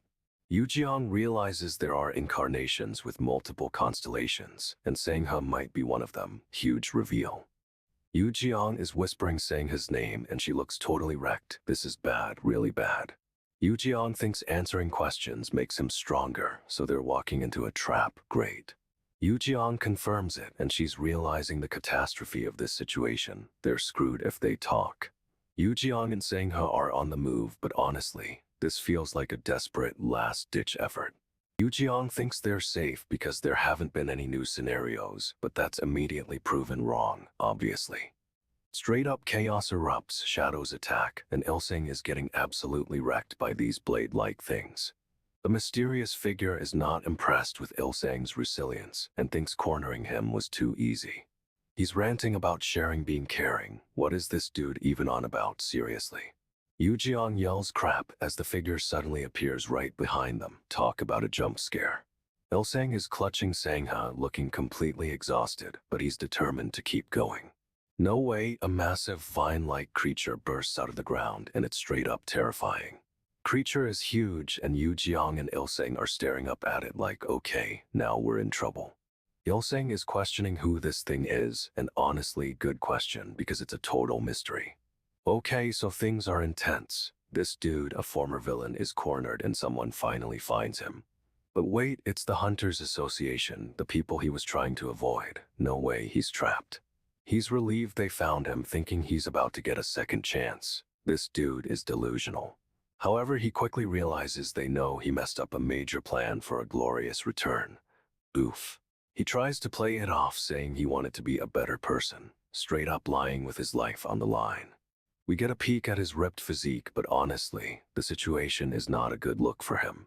Then bam, everything explodes. This is getting chaotic fast, like seriously chaotic. Our boy is determined to teach some powerful enemies a lesson, even in this mess. Talk about stubborn. Someone yells damn it as everything goes sideways. It's a total disaster, honestly. The guy in the suit has a wild plan, break up powerful groups and find pretty women. What? This dude is straight up losing it, demanding to know what the association plans to do. He's clearly panicking. He's getting desperate, and another guy yells that they can't possibly win against whoever this is. They're saying the enemy is way stronger than before, and honestly, that's not a good sign for anyone. Bam, another massive explosion rocks the place, sending debris flying everywhere. It's total chaos. We cut to a message screen, and the Hunters Association is laying into this guy, asking how things got so out of control. The association is giving him one last chance, saying he's had plenty of opportunities to fix things. Then this creepy silver-haired guy appears, and he's giving off major villain vibes, super unsettling. The association is now laying out a crazy proposal: break up powerful groups or team up with Lycaon to kill Antinous. Wait, it gets worse. They're saying he could have worked with Lycaon all along to take out Antinous. Our boy is officially cornered, and the pressure is mounting. This situation is about to explode. Dokja Kim lays it all out. He's not a regressor who can rewind time, so failure means instant death. He's bleeding and clearly stressed, but Yu cuts him off, saying knowing the future doesn't guarantee control.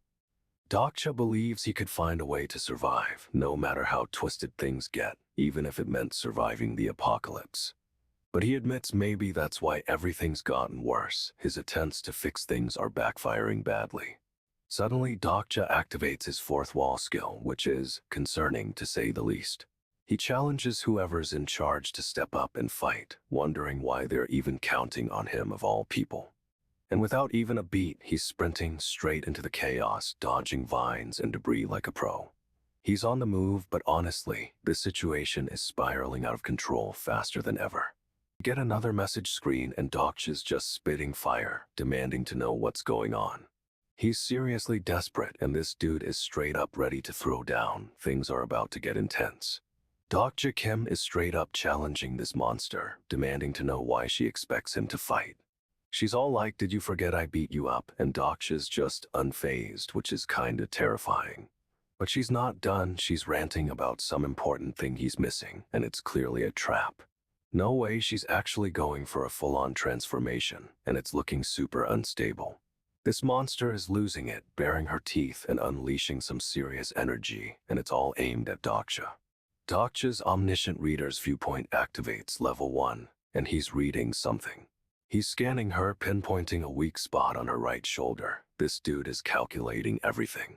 She lunges, all claws and fury, but Dokja's already moving. He's anticipating her attack perfectly. He dodges and swings. That sword is slicing through the air, aiming right for the shoulder he identified. However, a blue light flares and it's not just a hit. It's like he's analyzing and exploiting her weakness in real time.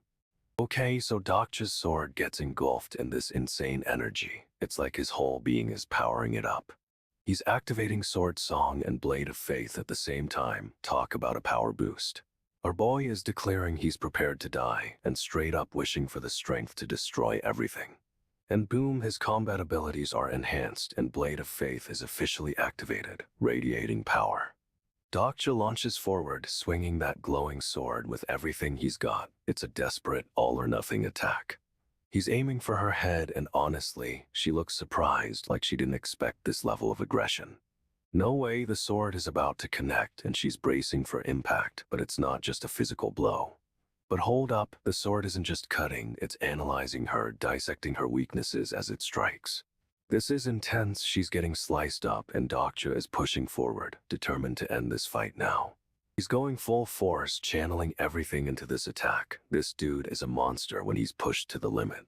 Ilsang is reeling from the attack, but Dokja isn't letting up, he's going for another strike. Dokja's sword flashes and Ilsang barely manages to block, but his stance is crumbling. Ilsang actually looks impressed by Dokja's fortitude, which is kind of funny considering he's about to get wrecked. Dokja's beat up, covered in cuts, and thinking about using the Gampyeongui. It's a last resort. He considers getting help from a constellation, but doesn't want to owe anyone else. Our boy's independent. Dokja's lamenting his lack of natural talent, but honestly, his strategy is working wonders. He's picturing stealing something, and his expression is seriously intense. What's he planning? Steal? He's thinking of stealing skills. That's a bold move, even for Dokja. Someone is yelling at Dokja to stop fighting, but he's locked in, focused on Ilsang. Dokja's face is a mask of determination. He's ready to push through, no matter the cost. Okay, Dokja just unlocked another bookmark slot. He's up to 4 now, which is wild. The system shows his current bookmarks: Delusional Demon, Steel Blade, Insider, and an empty slot just opened. He taps the empty slot and a new list appears of characters he can add. So many options. Wait, something's off. He notices Yoongyuk and 2 others are missing from the list. No way. Dokja suddenly smacks the screen, straight up launching whoever was behind them into the air. Aggressive. He realizes Sangha and Juliang are also gone. This dude is piecing things together. It's intense. Dokja's eyes widen and he looks shocked. He's found something, but it's clearly not good. A sinister grin spreads across his face as he says, "Found it. Our boy is about to unleash something big." Okay, so things are intense right now. Someone is straight up getting stomped on. The scene is total chaos, covered in these glowing purple particles. Looks like a magical battlefield. But hold up, it's Yoongyuk. He's standing over the guy, looking all-powerful in a lawn coat. You get a closer look at the guy on the ground, and honestly, this dude had it coming. Another guy bursts in, panicking and yelling Yoongyuk's name. He clearly doesn't know what's happening. Yoongyuk just gives this cold look and tells everyone to get started. Super ominous, bro. The woman with the wild hair is determined, declaring she'll stop him no matter what. She's trying to get to him, but Yoongyuk is already moving, shrouded in shadow and power. We get a tight shot of Yoongyuk's face, and he's radiating a scary, confident energy. Everything is purple and swirling. It's like a whole other dimension is opening up around them. Yoongyuk is straight up talking trash, saying everyone is making him look like the villain right now. He unleashes a massive blast of energy, and the woman with wild hair is getting absolutely slammed by it. She's trying to fight back, but it's a struggle. She's clearly outmatched in this moment. This dude is flying through the air, attempting a desperate attack on Yoongyuk. It's a bold move. But Yoongyuk just deflects the attack with his sword, and it makes a huge clang sound. The sword cracks under the force, and Yoongyuk says he hasn't fully recovered yet. What does that mean? Another guy yells, "Hurry, Dokja." Sounds like someone needs backup stat. The woman with the wild hair is still going strong, but she's getting pushed back by the sheer power. Everything is going crazy, with particles flying everywhere and the sound of cracking echoing around. But wait, she's still charging forward despite everything. This woman is a tank, I swear. Yoongyuk is weaving some serious magic, forming a swirling vortex of energy. It's a trigram, apparently. He's channeling power with one hand, looking all intense and determined. Our boy is about to unleash something big. The woman with the crazy hair launches forward again, but this time she's caught in a massive, spiraling force. She's screaming, questioning what this power is. It's clearly overwhelming her, and honestly, it looks terrifying. Yoongyok unleashes a final blast, and the force sends her spinning uncontrollably. She's completely engulfed. But wait, she's not down yet. She's resisting, trying to break free from the swirling energy. She's a fighter. Everything goes white, and for a moment, it looks like she's gone. It's a total sensory overload. However, she reappears, looking absolutely furious and somehow even more unhinged than before. She's charging again, her eyes wild with rage. This woman is a straight-up force of nature. But Yoongyok seems calm, almost expecting it as he prepares to meet her attack. This is gonna be epic. She's still coming, relentless, but Yoongyok is bracing for impact. This is a clash of titans. The woman's attack hits and the city around them starts to crumble. No way, this is intense. However, Yoongyok is absorbing the attack, channeling it into that weird hexagonal seal. What is he planning? The energy spirals, forming a massive vortex that's sucking everything in. It's like a miniature black hole. She's caught in the center, screaming as the power overwhelms her, but she's still fighting back, bro. He's twisting the energy, redirecting it. This dude is playing with forces beyond comprehension, honestly. The vortex intensifies and she's shrinking, getting pulled into the core of the hexagonal seal. What's happening? She's completely contained now, a tiny figure within the glowing structure. It's like she's being disassembled. Wait, the seal starts to pulsate and a strange, ethereal energy flows around her. This isn't imprisonment. He's not destroying her, he's rebuilding her. Our boy is straight up recreating this woman, no cap. He's channeling the wind, straight up creating a vortex around himself. This skill costs a ton of mana, though.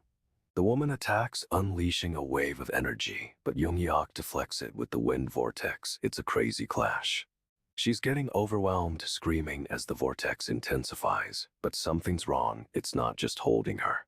His body is straining, sweat dripping, and he's muttering something. This is taking a serious toll on him. No way, the 24th seal on Ilseng is regenerating and a penalty is in effect. What does that even mean? Ilseng is fighting back, trying to break free, but the seal is strengthening. This is intense, bro. He's losing control, his face contorted in pain, but he's still pushing through. Our boy is determined.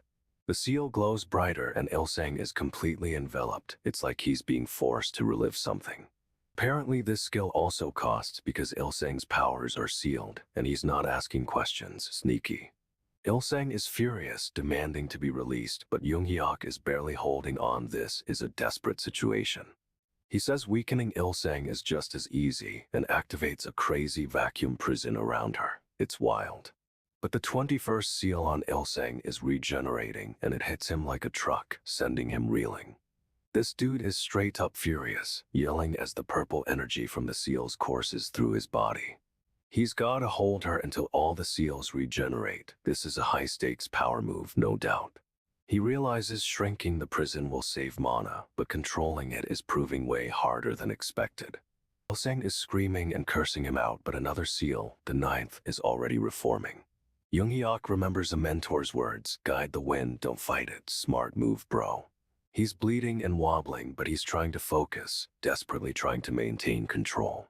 However, the seals are strengthening and Ilseng is clearly reliving something awful. It's messed up.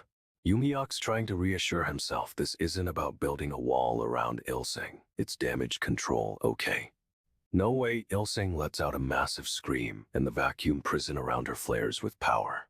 She's going full beast mode, eyes glowing and teeth bared, but Yoongyok is holding firm, barely. He throws a fist forward, attempting to reinforce the prison, but it's like hitting a force field. Ouch. A whirlwind of energy explodes and she's breaking free. The power of these seals is insane. Ilseng's getting closer and Yoongyok is losing ground. This is a straight-up disaster in the making. She's spitting blood, looking absolutely horrified, and Yoongyok is clearly stunned by what's happening. But she's gaining momentum and Yoongyok is screaming he can't breathe. This dude is getting crushed. The seals are reforming faster than he can contain them, and Ilseng's reliving something truly awful.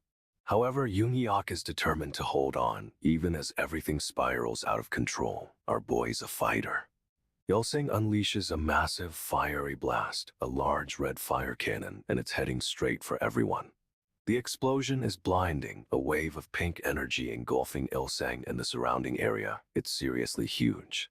Everyone is caught in the blast radius, but Yoongyok manages to shield them with some kind of barrier. He's working overtime. The aftermath is chaotic, debris flying everywhere, but Yoongyok and Ilsang are still standing, bruised but standing. Someone shouts a warning, there are people nearby, but honestly, it might be too late to save them all. People are panicking, realizing the scale of the destruction, and Yoongyok looks completely overwhelmed. This is bad, really bad. Okay, so things are intense. Our boy Dokja's in a city under attack and it's raining like crazy. He's navigating this destroyed cityscape, but it's not just monsters he's dealing with, it's a whole system thing. Constellation, the prisoner of the golden headband, is kinda impressed with Dokja's moves, which is high praise. But another Constellation, this secretive plotter, is nodding along, but also totally judging Dokja like, relax bro. Dokja feels the wind flowing through his hands. He's actually pulling power from this whole scenario, which is wild. No way someone's recommending his scenario on the star stream. His story is getting popular within the system. And just like that, he's gifted 25,000 coins. This dude is racking up rewards for keeping things interesting. However, things take a dark turn. People are getting hurt, and he's right in the middle of it all. We see someone injured and others trying to help, but it's chaos and honestly, it's rough. Dokja realizes the current events aren't in the original novel, so his knowledge is limited and he's totally unprepared. Dokja thought he knew the whole story, but things are different than he remembers. He's seeing blood and chaos. This isn't how it went down in the novel, straight up. Dokja realizes he doesn't actually know this world, which is a terrifying thought. Someone is staring at him and Dokja calls them out. What are you looking at? He's not messing around. No way, a blue screen pops up in front of him, displaying some kind of system message. It's a notification and Dokja's eyes widen. He's totally caught off guard by it. Suddenly, a bunch of shadowy figures appear in the sky. What is going on? And then a giant pink-horned creature shows up, surrounded by smaller versions of itself. Everyone is asking who invited who now, because this is a disaster waiting to happen. Dokja's still staring at that blue screen, and honestly, this whole situation is getting out of hand. Dokja, this pink demon, demands his reward, like right now, and everyone flinches at his intensity. Little demon groans, and it's unsettling, like he's expecting something huge to happen. We see the aftermath, a street covered in stuff, and two people just standing there, staring at it. One guy tries to pretend he didn't see anything, but the other one calls him out, asking what he's doing. Dokja repeats his demand for a reward, and this dude finally offers an apology, saying he'll deliver. Someone explains that Bion and the other mid-level demons are all talk, but Dokja, he's different. A notification pops up, the SSS grade hunt is complete, and Dokja is getting 50,000 coins. Apparently, Dokja is a storyteller who owns major channels, including the Tokyo Dome. No way. The pink demon snaps his fingers, and the other guy confirms Dokja shouldn't be taken lightly. Straight up, this is getting wild. Dokja is way more powerful than anyone expected. Dokja's practically foaming at the mouth, demanding Bion deliver the reward, like yesterday. Bion scrambles to fulfill the order, but Dokja's already cutting him off, asking if he needs to repeat himself. The pink demon's intense gaze lands on a guy who's apparently been slacking, and honestly, he looks terrified.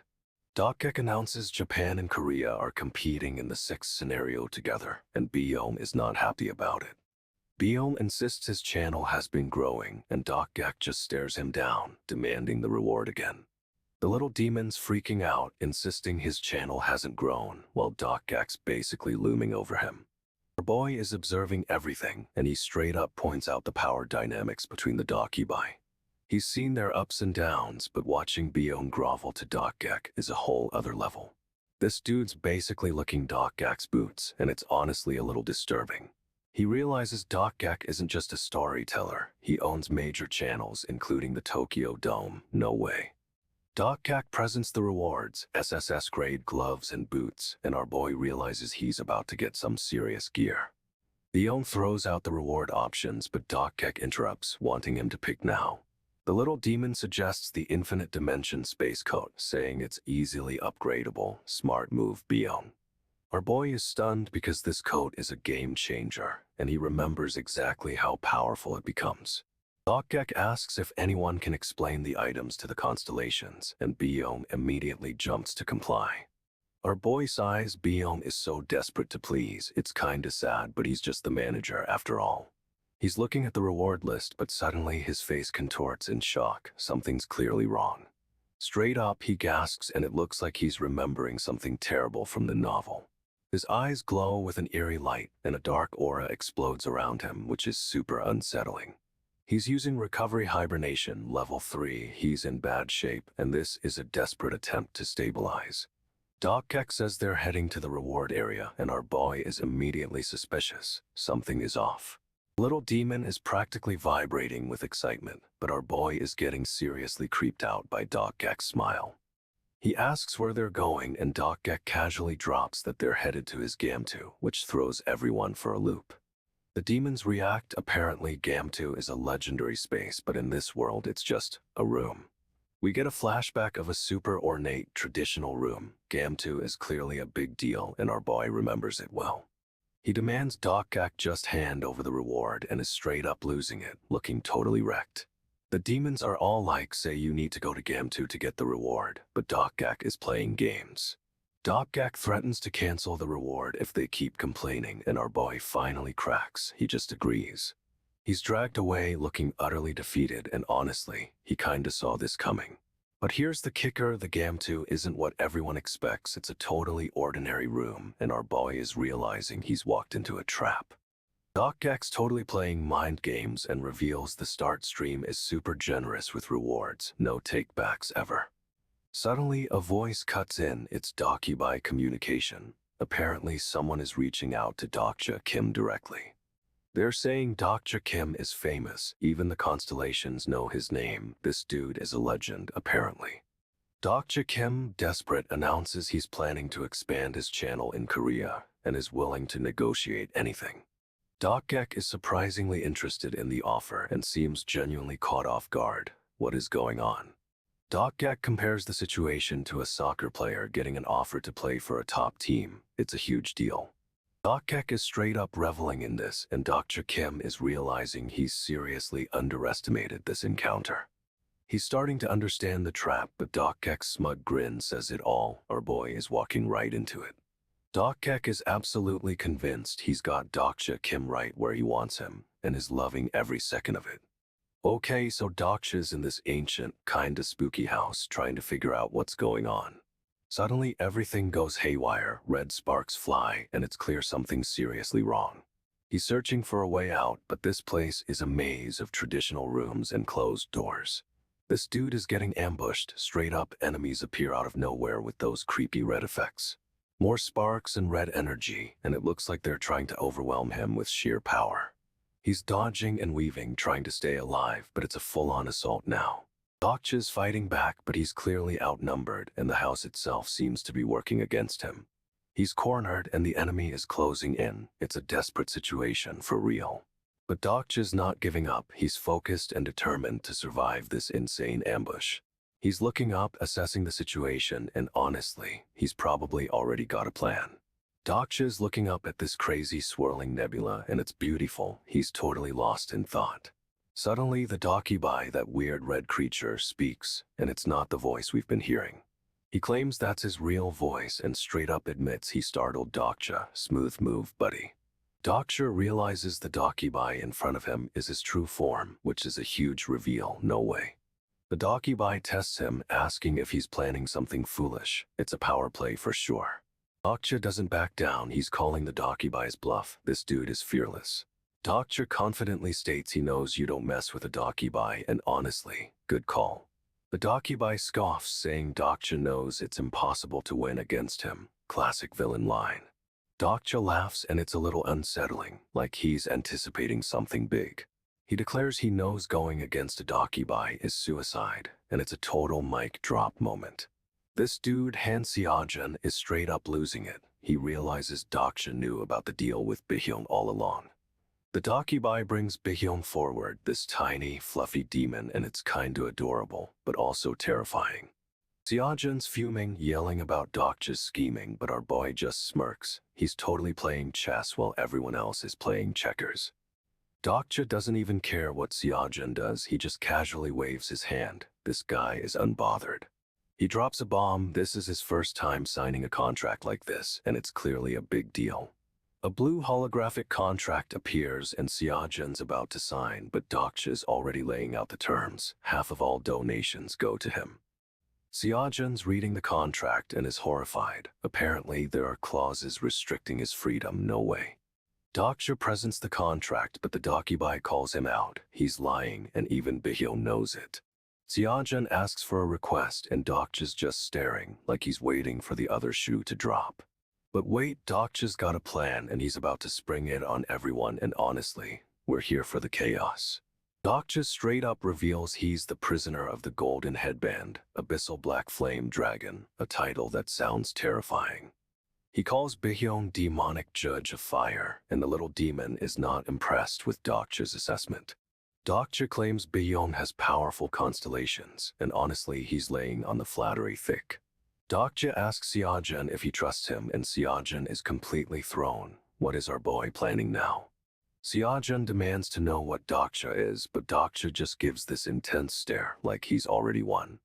Dokja insists things can't get any worse for Seojin, but that's a classic Manhwa lie if I've ever seen one. He proposes they move channels, and Seojin asks how Dokja's about to pull a fast one. You just know it. Dokja explains he wants to link Bihyon to Seojin's channel, connecting him to two channels at once. Bihyon immediately objects, saying it doesn't match. This little demon isn't falling for Dokja's tricks.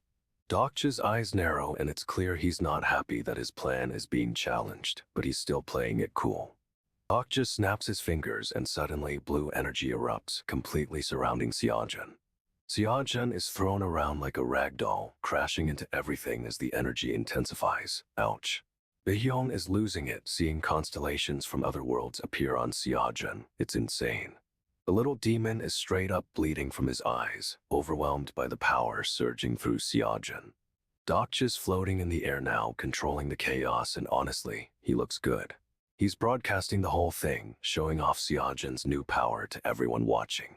Dokja explains he's giving everyone a preview of what the big boys are capable of, so cocky. Seojin is desperately trying to understand what's happening, but Dokja isn't offering any explanations. Dokja imagines all the coins he'll make if he streamed on a channel this big, pure greed. He's completely obsessed with money, but honestly, it's kind of endearing in a messed up way. Dokja's straight up announcing to everyone that he is Kim Dokja, the guy who destroyed the ruler's throne. He wants to host an event to celebrate joining the channel. This dude is all about the clout. Bihyon is losing his mind, saying it's huge, but Dokja wants to make a deal, a collaboration. Dokja asks if the constellations of Tokyo Dome can hear him, and a message pops up confirming they are listening. He's laying it all out. He's Dokja, the king, and he's about to make some serious waves. Bihyon tries to interrupt, but Dokja just cuts him off, clearly in control of the situation. Dokja's eyes glow with power, and Seojin is now a vessel for it. No way, this is good. Seojin is overwhelmed, tears streaming down his face, but Dokja doesn't seem to care. Constellations are watching intently, and Dokja's broadcasting everything for them to see. He's showing off Seojin's power, hinting at what the big boys are capable of. Our boy is ruthless. Dokja's connection to the system suddenly cuts out. A beep echoes, and he's clearly freaking out. He announces he's lost connection, but Bihyon doesn't even register it, still rambling about the event. Bihyon insists he's hosting an event, but Dokja's got bigger plans, and he's using Seojin to show them off. The camera focuses on Seojin's arm, showcasing the insane power flowing through him. It's kinda scary, honestly. Dokja asks if the constellations think they'd fall for something so simple, and then threatens them with a death wish. He's straight up grinning like a maniac, displaying teeth that are way too sharp. This is getting intense. A notification ding rings out as blue energy blasts from Seojin. The constellations are definitely paying attention now. Dokja is declaring that the constellations in his channel would never fall for a trick like this, bro. Okay, so things are intense. Dokkaebi is straight up teleporting, and it looks like he's using some crazy constellation power. He lands with a thud and it's revealed he's somehow ended up at the Dokkaebi Gamtu, Bion's domain. No way.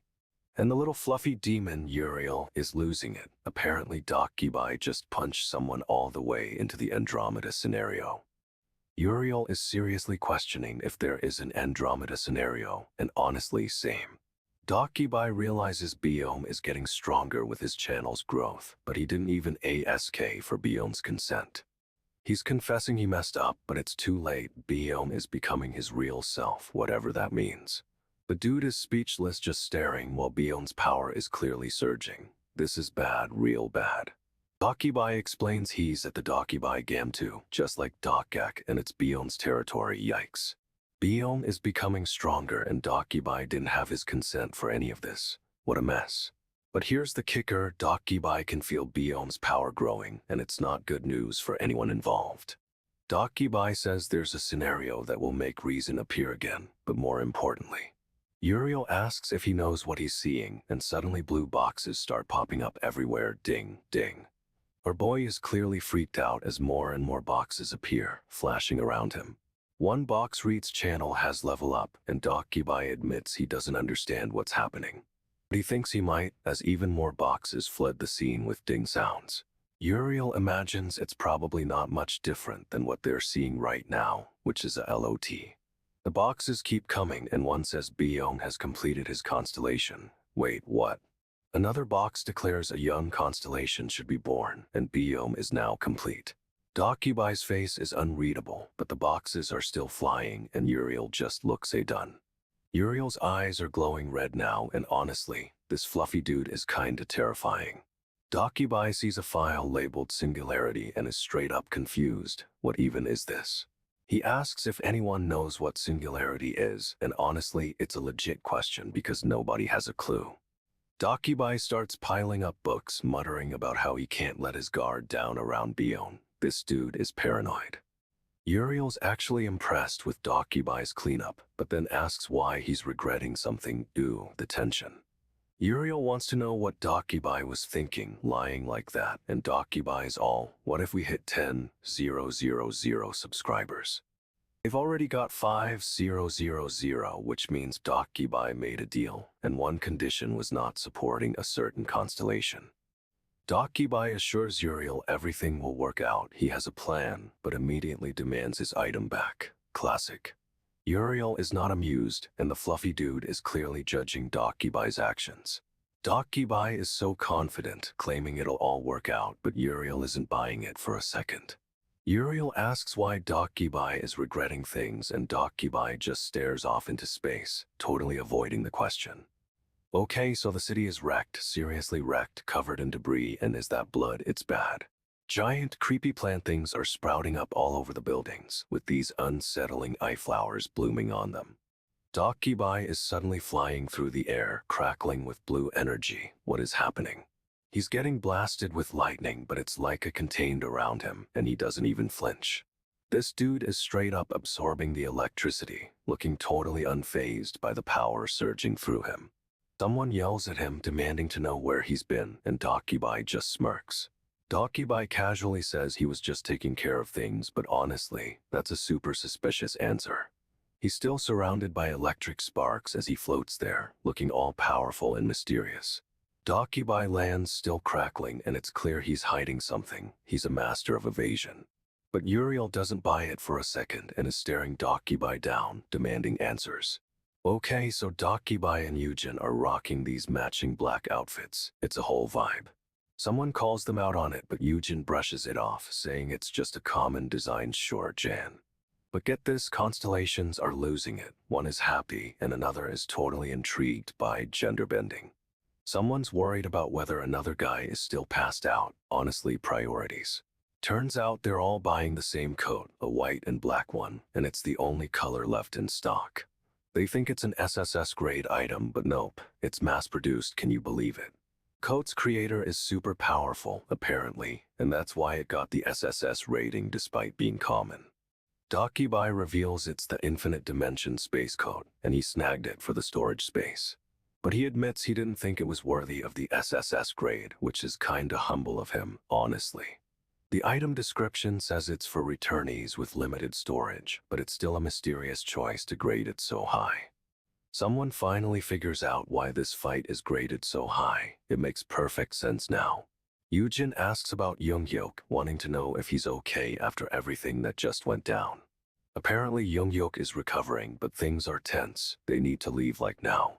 Yujin straight up orders them to get out of there before that jerk wakes up and things get messy. We get a close-up of Dokkaebi looking intense. He's clearly planning something, and it's not good. The city outside is covered in these creepy, eye-covered vines, and it's seriously unsettling. Yujin asks if they're sure these vines are edible, because honestly, what even is this dude thinking? The vines wiggle and have eyes. No way anyone is eating those, right? They're horrifying. Yujin is questioning whether they're sure about the vines, and the scene cuts back to the eye vines wiggling. Dokkaebi is staring intently, and it's clear he's got a plan, but it's a little unnerving. Okay, so they're desperate for food, and Yujin is suggesting they eat a giant plant monster. No way. Yujin's like, what choice do we have? And honestly, she's got a point. They're starving. Dokkaebi starts slicing up the plant monster, and it looks strangely like meat. Creepy. He's boiling sap from the root, which sounds super sketchy, but he claims it's necessary.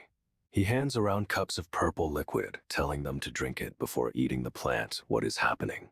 One of the group takes a bite and straight up says it smells delicious. This is wild.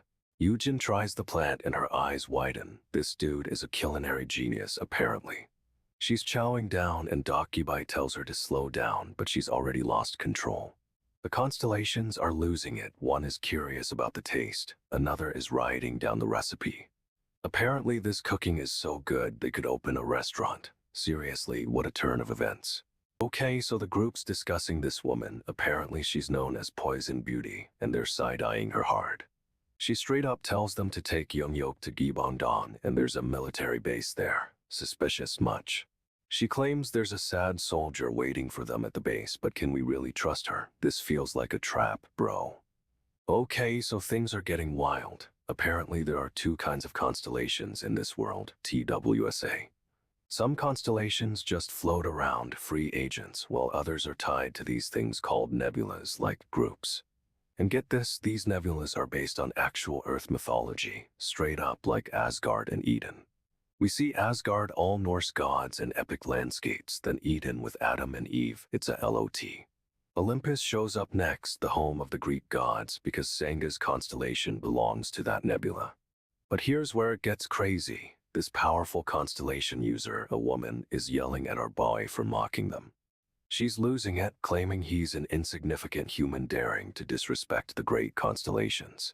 He calls her out, saying she's not even a real god, and she's absolutely fuming, covered in some dark energy. This dude's like, am I wrong? And honestly, he kinda has a point, but also bad timing. She's straight up losing it, and our boy is starting to look a little worried, which, yeah, he should be. This woman, Ariadne, is straight up furious, her eyes glowing with power as she screams at our boy. She reveals she's a historical constellation from Olympus and calls him out for being sent because he's cheap. But our boy isn't backing down, retorting that the constellations must be stingy if he's all they send. No way, she explodes, unleashing a ton of energy, and he's getting ready to dodge. She launches forward, a whirlwind of dark energy, and he tries to counter with his own power. Sparks fly as their powers collide, and this dude is getting blasted back, ouch. He's sent flying, crashing into something, and it looks like the impact really hurt. A massive roar erupts and the whole place is shaking. This is getting intense. She's towering over him, looking down with a terrifying expression, clearly not pleased. And honestly, this is a bad spot to be in, considering she's about to unleash even more power. Ariadne claims taking over an incarnations will cost a lot of plausibility, and now our boy is the one questioning things. She says if they use their powers, they'll have too much to lose. It's a threat straight up. Ariadne knows he's running out of time and demands they get to the point already, because seriously, time is ticking. She drops a bomb. The gods from another dimension are watching him. This dude is attracting attention. He asks how a mere human could know all this, and she just stares him down, unimpressed. Ariadne's all, are you just here to banter? And our boy is like, actually yes. He proposes a 3-question exchange, promising to answer hers if she answers his. It's a gamble. She questions if he's actually requesting this exchange, and honestly, it's a good question. Turns out this three-question thing is how the constellations trade information with minimal plausibility loss. Who knew? A flashback shows two figures, a woman and a hooded man, engaging in the same exchange, hinting at the origin of this weird ritual. Ariadne doesn't hesitate. She accepts the three-question exchange, and the place erupts with energy. Suddenly, glowing structures materialize around them, crackling with power, and the air is thick with tension. The rules are laid out, 3 questions for 3 answers, but they can refuse to answer 1 question each. The exchange won't end until everything is answered truthfully. No dodging, no stalling, straight up. Ariadne wastes no time. She launches right into the first question, demanding to know why he took over Sanga's body.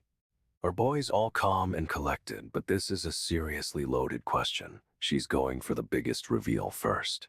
He's clearly thinking hard, weighing his options, but he has to answer. Remember, truthfulness is key. Ariadne's expression is unreadable, like she's already anticipating his answer, and honestly, she probably is. However, he's not backing down and starts to answer. This is about to get real. He's got a lot riding on this because she's a constellation, and this dude is way out of his depth. Ariadne asks if he's too busy with his scenarios to be monitoring this world, and straight up, she's calling him out. He admits he is monitoring, revealing this world is a singularity, a major anomaly he's keeping tabs on. She demands to know who he is, and our boy coolly responds. He's one of the singularities she's watching. Ariadne is not buying it and asks what her second question is, trying to control the flow. But he flips the script, saying it's her turn to ask another question, and she's clearly surprised. Ariadne is thinking hard, and this dude can tell she's realizing he's smarter than she expected. Uh-oh. The constellations announce she's about to ask her first question, and the tension is thick. She asks, "Who are you?" and we finally get a direct confrontation, no more games. He responds he's one of the singularities she's monitoring, and honestly, that's a seriously cryptic answer. The constellations announce she received her first answer, and Ariadne's face is all kinds of confused. How did he know? He explains singularity refers to beings like them, and Ariadne's face falls. She's starting to connect the dots. Ariadne demands a proper answer, telling him to stop beating around the bush, but our boy isn't playing her games. He calls her out, accusing her of trying to stall and reminding her it's her turn to answer. Ariadne is clearly rattled, actually pausing to consider what he's saying. No way, he's got her thinking.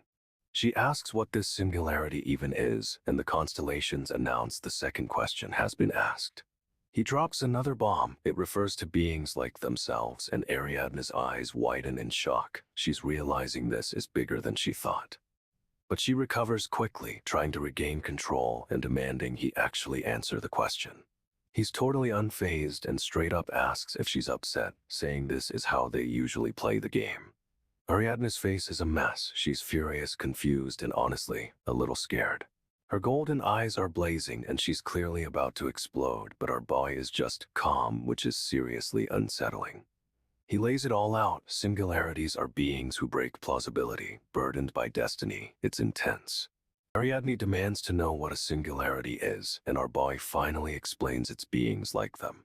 He asks if she's upset, casually pointing out this is how they play the game. This dude is ice cold. Ariadne is losing it, furious and confused, but she tries to regain control, demanding a real answer. Suddenly, constellations are buzzing. Someone called Prisoner of the Golden Headband is chanting his nickname.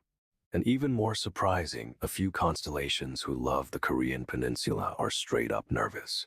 Ariadne asks who he's going to pick, but he just casually uses his right to refuse. What? She's shocked he'd refuse, and he explains he's choosing someone else. But why is he smirking? Ariadne is completely thrown, and honestly, this whole situation is escalating fast. This dude is running for his life, straight up hauling it away from that monster, but it's gaining on him fast. No way, that thing is huge, and it's reaching for him, claws outstretched. It's a total nightmare scenario. He's trying so hard not to look up, desperately telling himself he needs to stay focused on escaping, but it's tough. Suddenly, a skill activates the fourth wall and it nullifies his emotional shock. What does that even mean? If he looks up, something bad is gonna happen, and our boy knows it, but the tension is killing me right now. The monster slams down and the energy radiating off it is insane, like a glitch in reality. It's terrifying. The impact sends a shockwave and everything around him is distorting and breaking apart. It's pure chaos. He's still trying to resist looking, but the power of whatever is happening is overwhelming, and honestly, it's brutal. Another skill activation, the fourth wall is still buffering him, protecting him from the full force of this, whatever it is. Okay, so everything's going to hell and he's realizing this isn't just another scenario, it's the final scenario. He rattles off the names Ragnarok, Gigantomachia, Armageddon, basically the end of everything is here. He doesn't know what Ariadne meant when she said the end, but he's pretty sure it's happening right now. But one thing's for sure, something completely unexpected is about to go down and he's bracing for it. Suddenly the monster roars and something else shriek, a new threat appears and it's massive. No way, this new creature is even bigger and scarier than the first one, and it's unleashing a devastating attack. He's pinned down, helpless, and the monster is looming over him. Straight up, this looks like the end. However, just when you think it's over, a mysterious figure appears, grabbing our boy and pulling him to safety. He's being lifted away, but he's clearly injured and confused. What's going on? Who is this person? This dude thinks he's escaping, but something feels off, and honestly, I have a bad feeling about this. He's realizing the novel's ending won't cut it. He needs a new one, and he's determined to write it. He declares he's going to create a story to rival any mythology, and immediately gets a system message. Something's awakening inside him. A fable is stirring in his soul, and his first stigma is about to bloom. Whatever that means, it sounds intense. He's dragged away from the fight, but it's not the rescue you think. He's being pulled into a completely different situation. The monster Immunter is barreling toward them, bloodied and furious. This dude is not happy about being taken over. Immunter's launching forward with a massive dash, leaving a trail of blood and destruction in his wake. This wolf is absolutely terrifying, red eyes, snarling, covered in blood, and he's yelling about being stuck in this form. He can't believe he's possessing Immunter, but he's strangely grateful he survived. Talk about a silver lining. But he's not the only one surprised. Someone is clearly shocked by this turn of events too. This dude is straight up furious, and honestly, he's got every right to be. That wolf looks seriously messed up. Immunter is losing it, body failing, and straight up declares he's going to wipe out all of humanity. He's coughing up a storm, but still manages to spew out his desire for revenge on Kronos, whoever that is. He's a wreck, barely standing, but he's got this intense gaze fixed on something in the city. But wait, he senses something, an energy that feels strangely familiar, like a forgotten memory. This energy is hitting different, and he realizes if he could absorb it, he'd be unstoppable. He's picturing total domination and finally getting his revenge. This dude is seriously unhinged. Suddenly, someone reacts with a shock. Someone feels that energy too. We get a close-up of the damage on Immunter's shoulder, showing just how brutal this fight has been. But the focus shifts. Someone is clearly sensing the energy and reacting to it. It's a mystery what's going on, but this energy is about to change everything. Immunter's got a new target, a small figure appearing in the forest, and he's calling them an insect. This kid steps into the light, looking totally unfazed by the monster, and Immunter is genuinely confused. The screen cuts to black, then spells out Omniscient Reader in this creepy, glitchy font. What is happening? Someone, a man in a black shirt, is clearly disturbed by something, his face all tight and stressed. He's reacting to something unseen, and whatever it is, it's got him seriously rattled. But wait, is this a flashback? This dude looks so much younger, maybe even normal. No way, he's holding a familiar object, the same one from earlier, hinting at a connection. Our boy wakes up shaken, clearly haunted by a nightmare, and the woman asks what's wrong. He brushes it off, but then a mysterious figure appears. It's all glitchy and weird, bro. The figure's got this strange, animal-like mask, and he's reassuring someone who's clearly freaking out. They're looking for Sangha, and this dude admits his back is killing him. Ouch. She explains Sangha went to scout the area, just wanting to take a look around, but something feels off. He asks what they're supposed to do now, and she just says they wait. Seriously. He's gripping his hand like he's trying to stay calm, but it's not working. They're discussing how Young Huiok is taking care of the West, and the King of Wanderers has the North covered. Our boy demands to know who's handling the center, and honestly, the tension is thick. They decide they'll tackle the center together and start building a fire. Finally, some teamwork. He's reeling, straight up blurting out there's an easy way to stop the disaster, if only he knew what it was. The other guy asks if he told anyone and our boy insists he didn't, he's keeping secrets. But then a woman bursts in, yelling Dokja, clearly frantic about something happening outside. She's pointing at something and this dude seems genuinely relieved to see her, which is a little weird. Someone comments he seems happier since she returned, and it's obvious there's more to this than meets the eye. She's explaining that Sango went to scout, but he's clutching his arm, looking super stressed. Something's wrong. He demands to know if she plagiarized something, and she confirms it, making him even more upset. However, she insists they keep moving, even with all this drama. This woman is relentless. They're walking, and she's explaining how the others are handling things, while he's clearly lost in thought. But this dude's got a flashback, the same creepy flower from before, and it's seriously messing with his head. They're laying out a plan to follow the Han River west, and Sion's taking the rear. Smart move.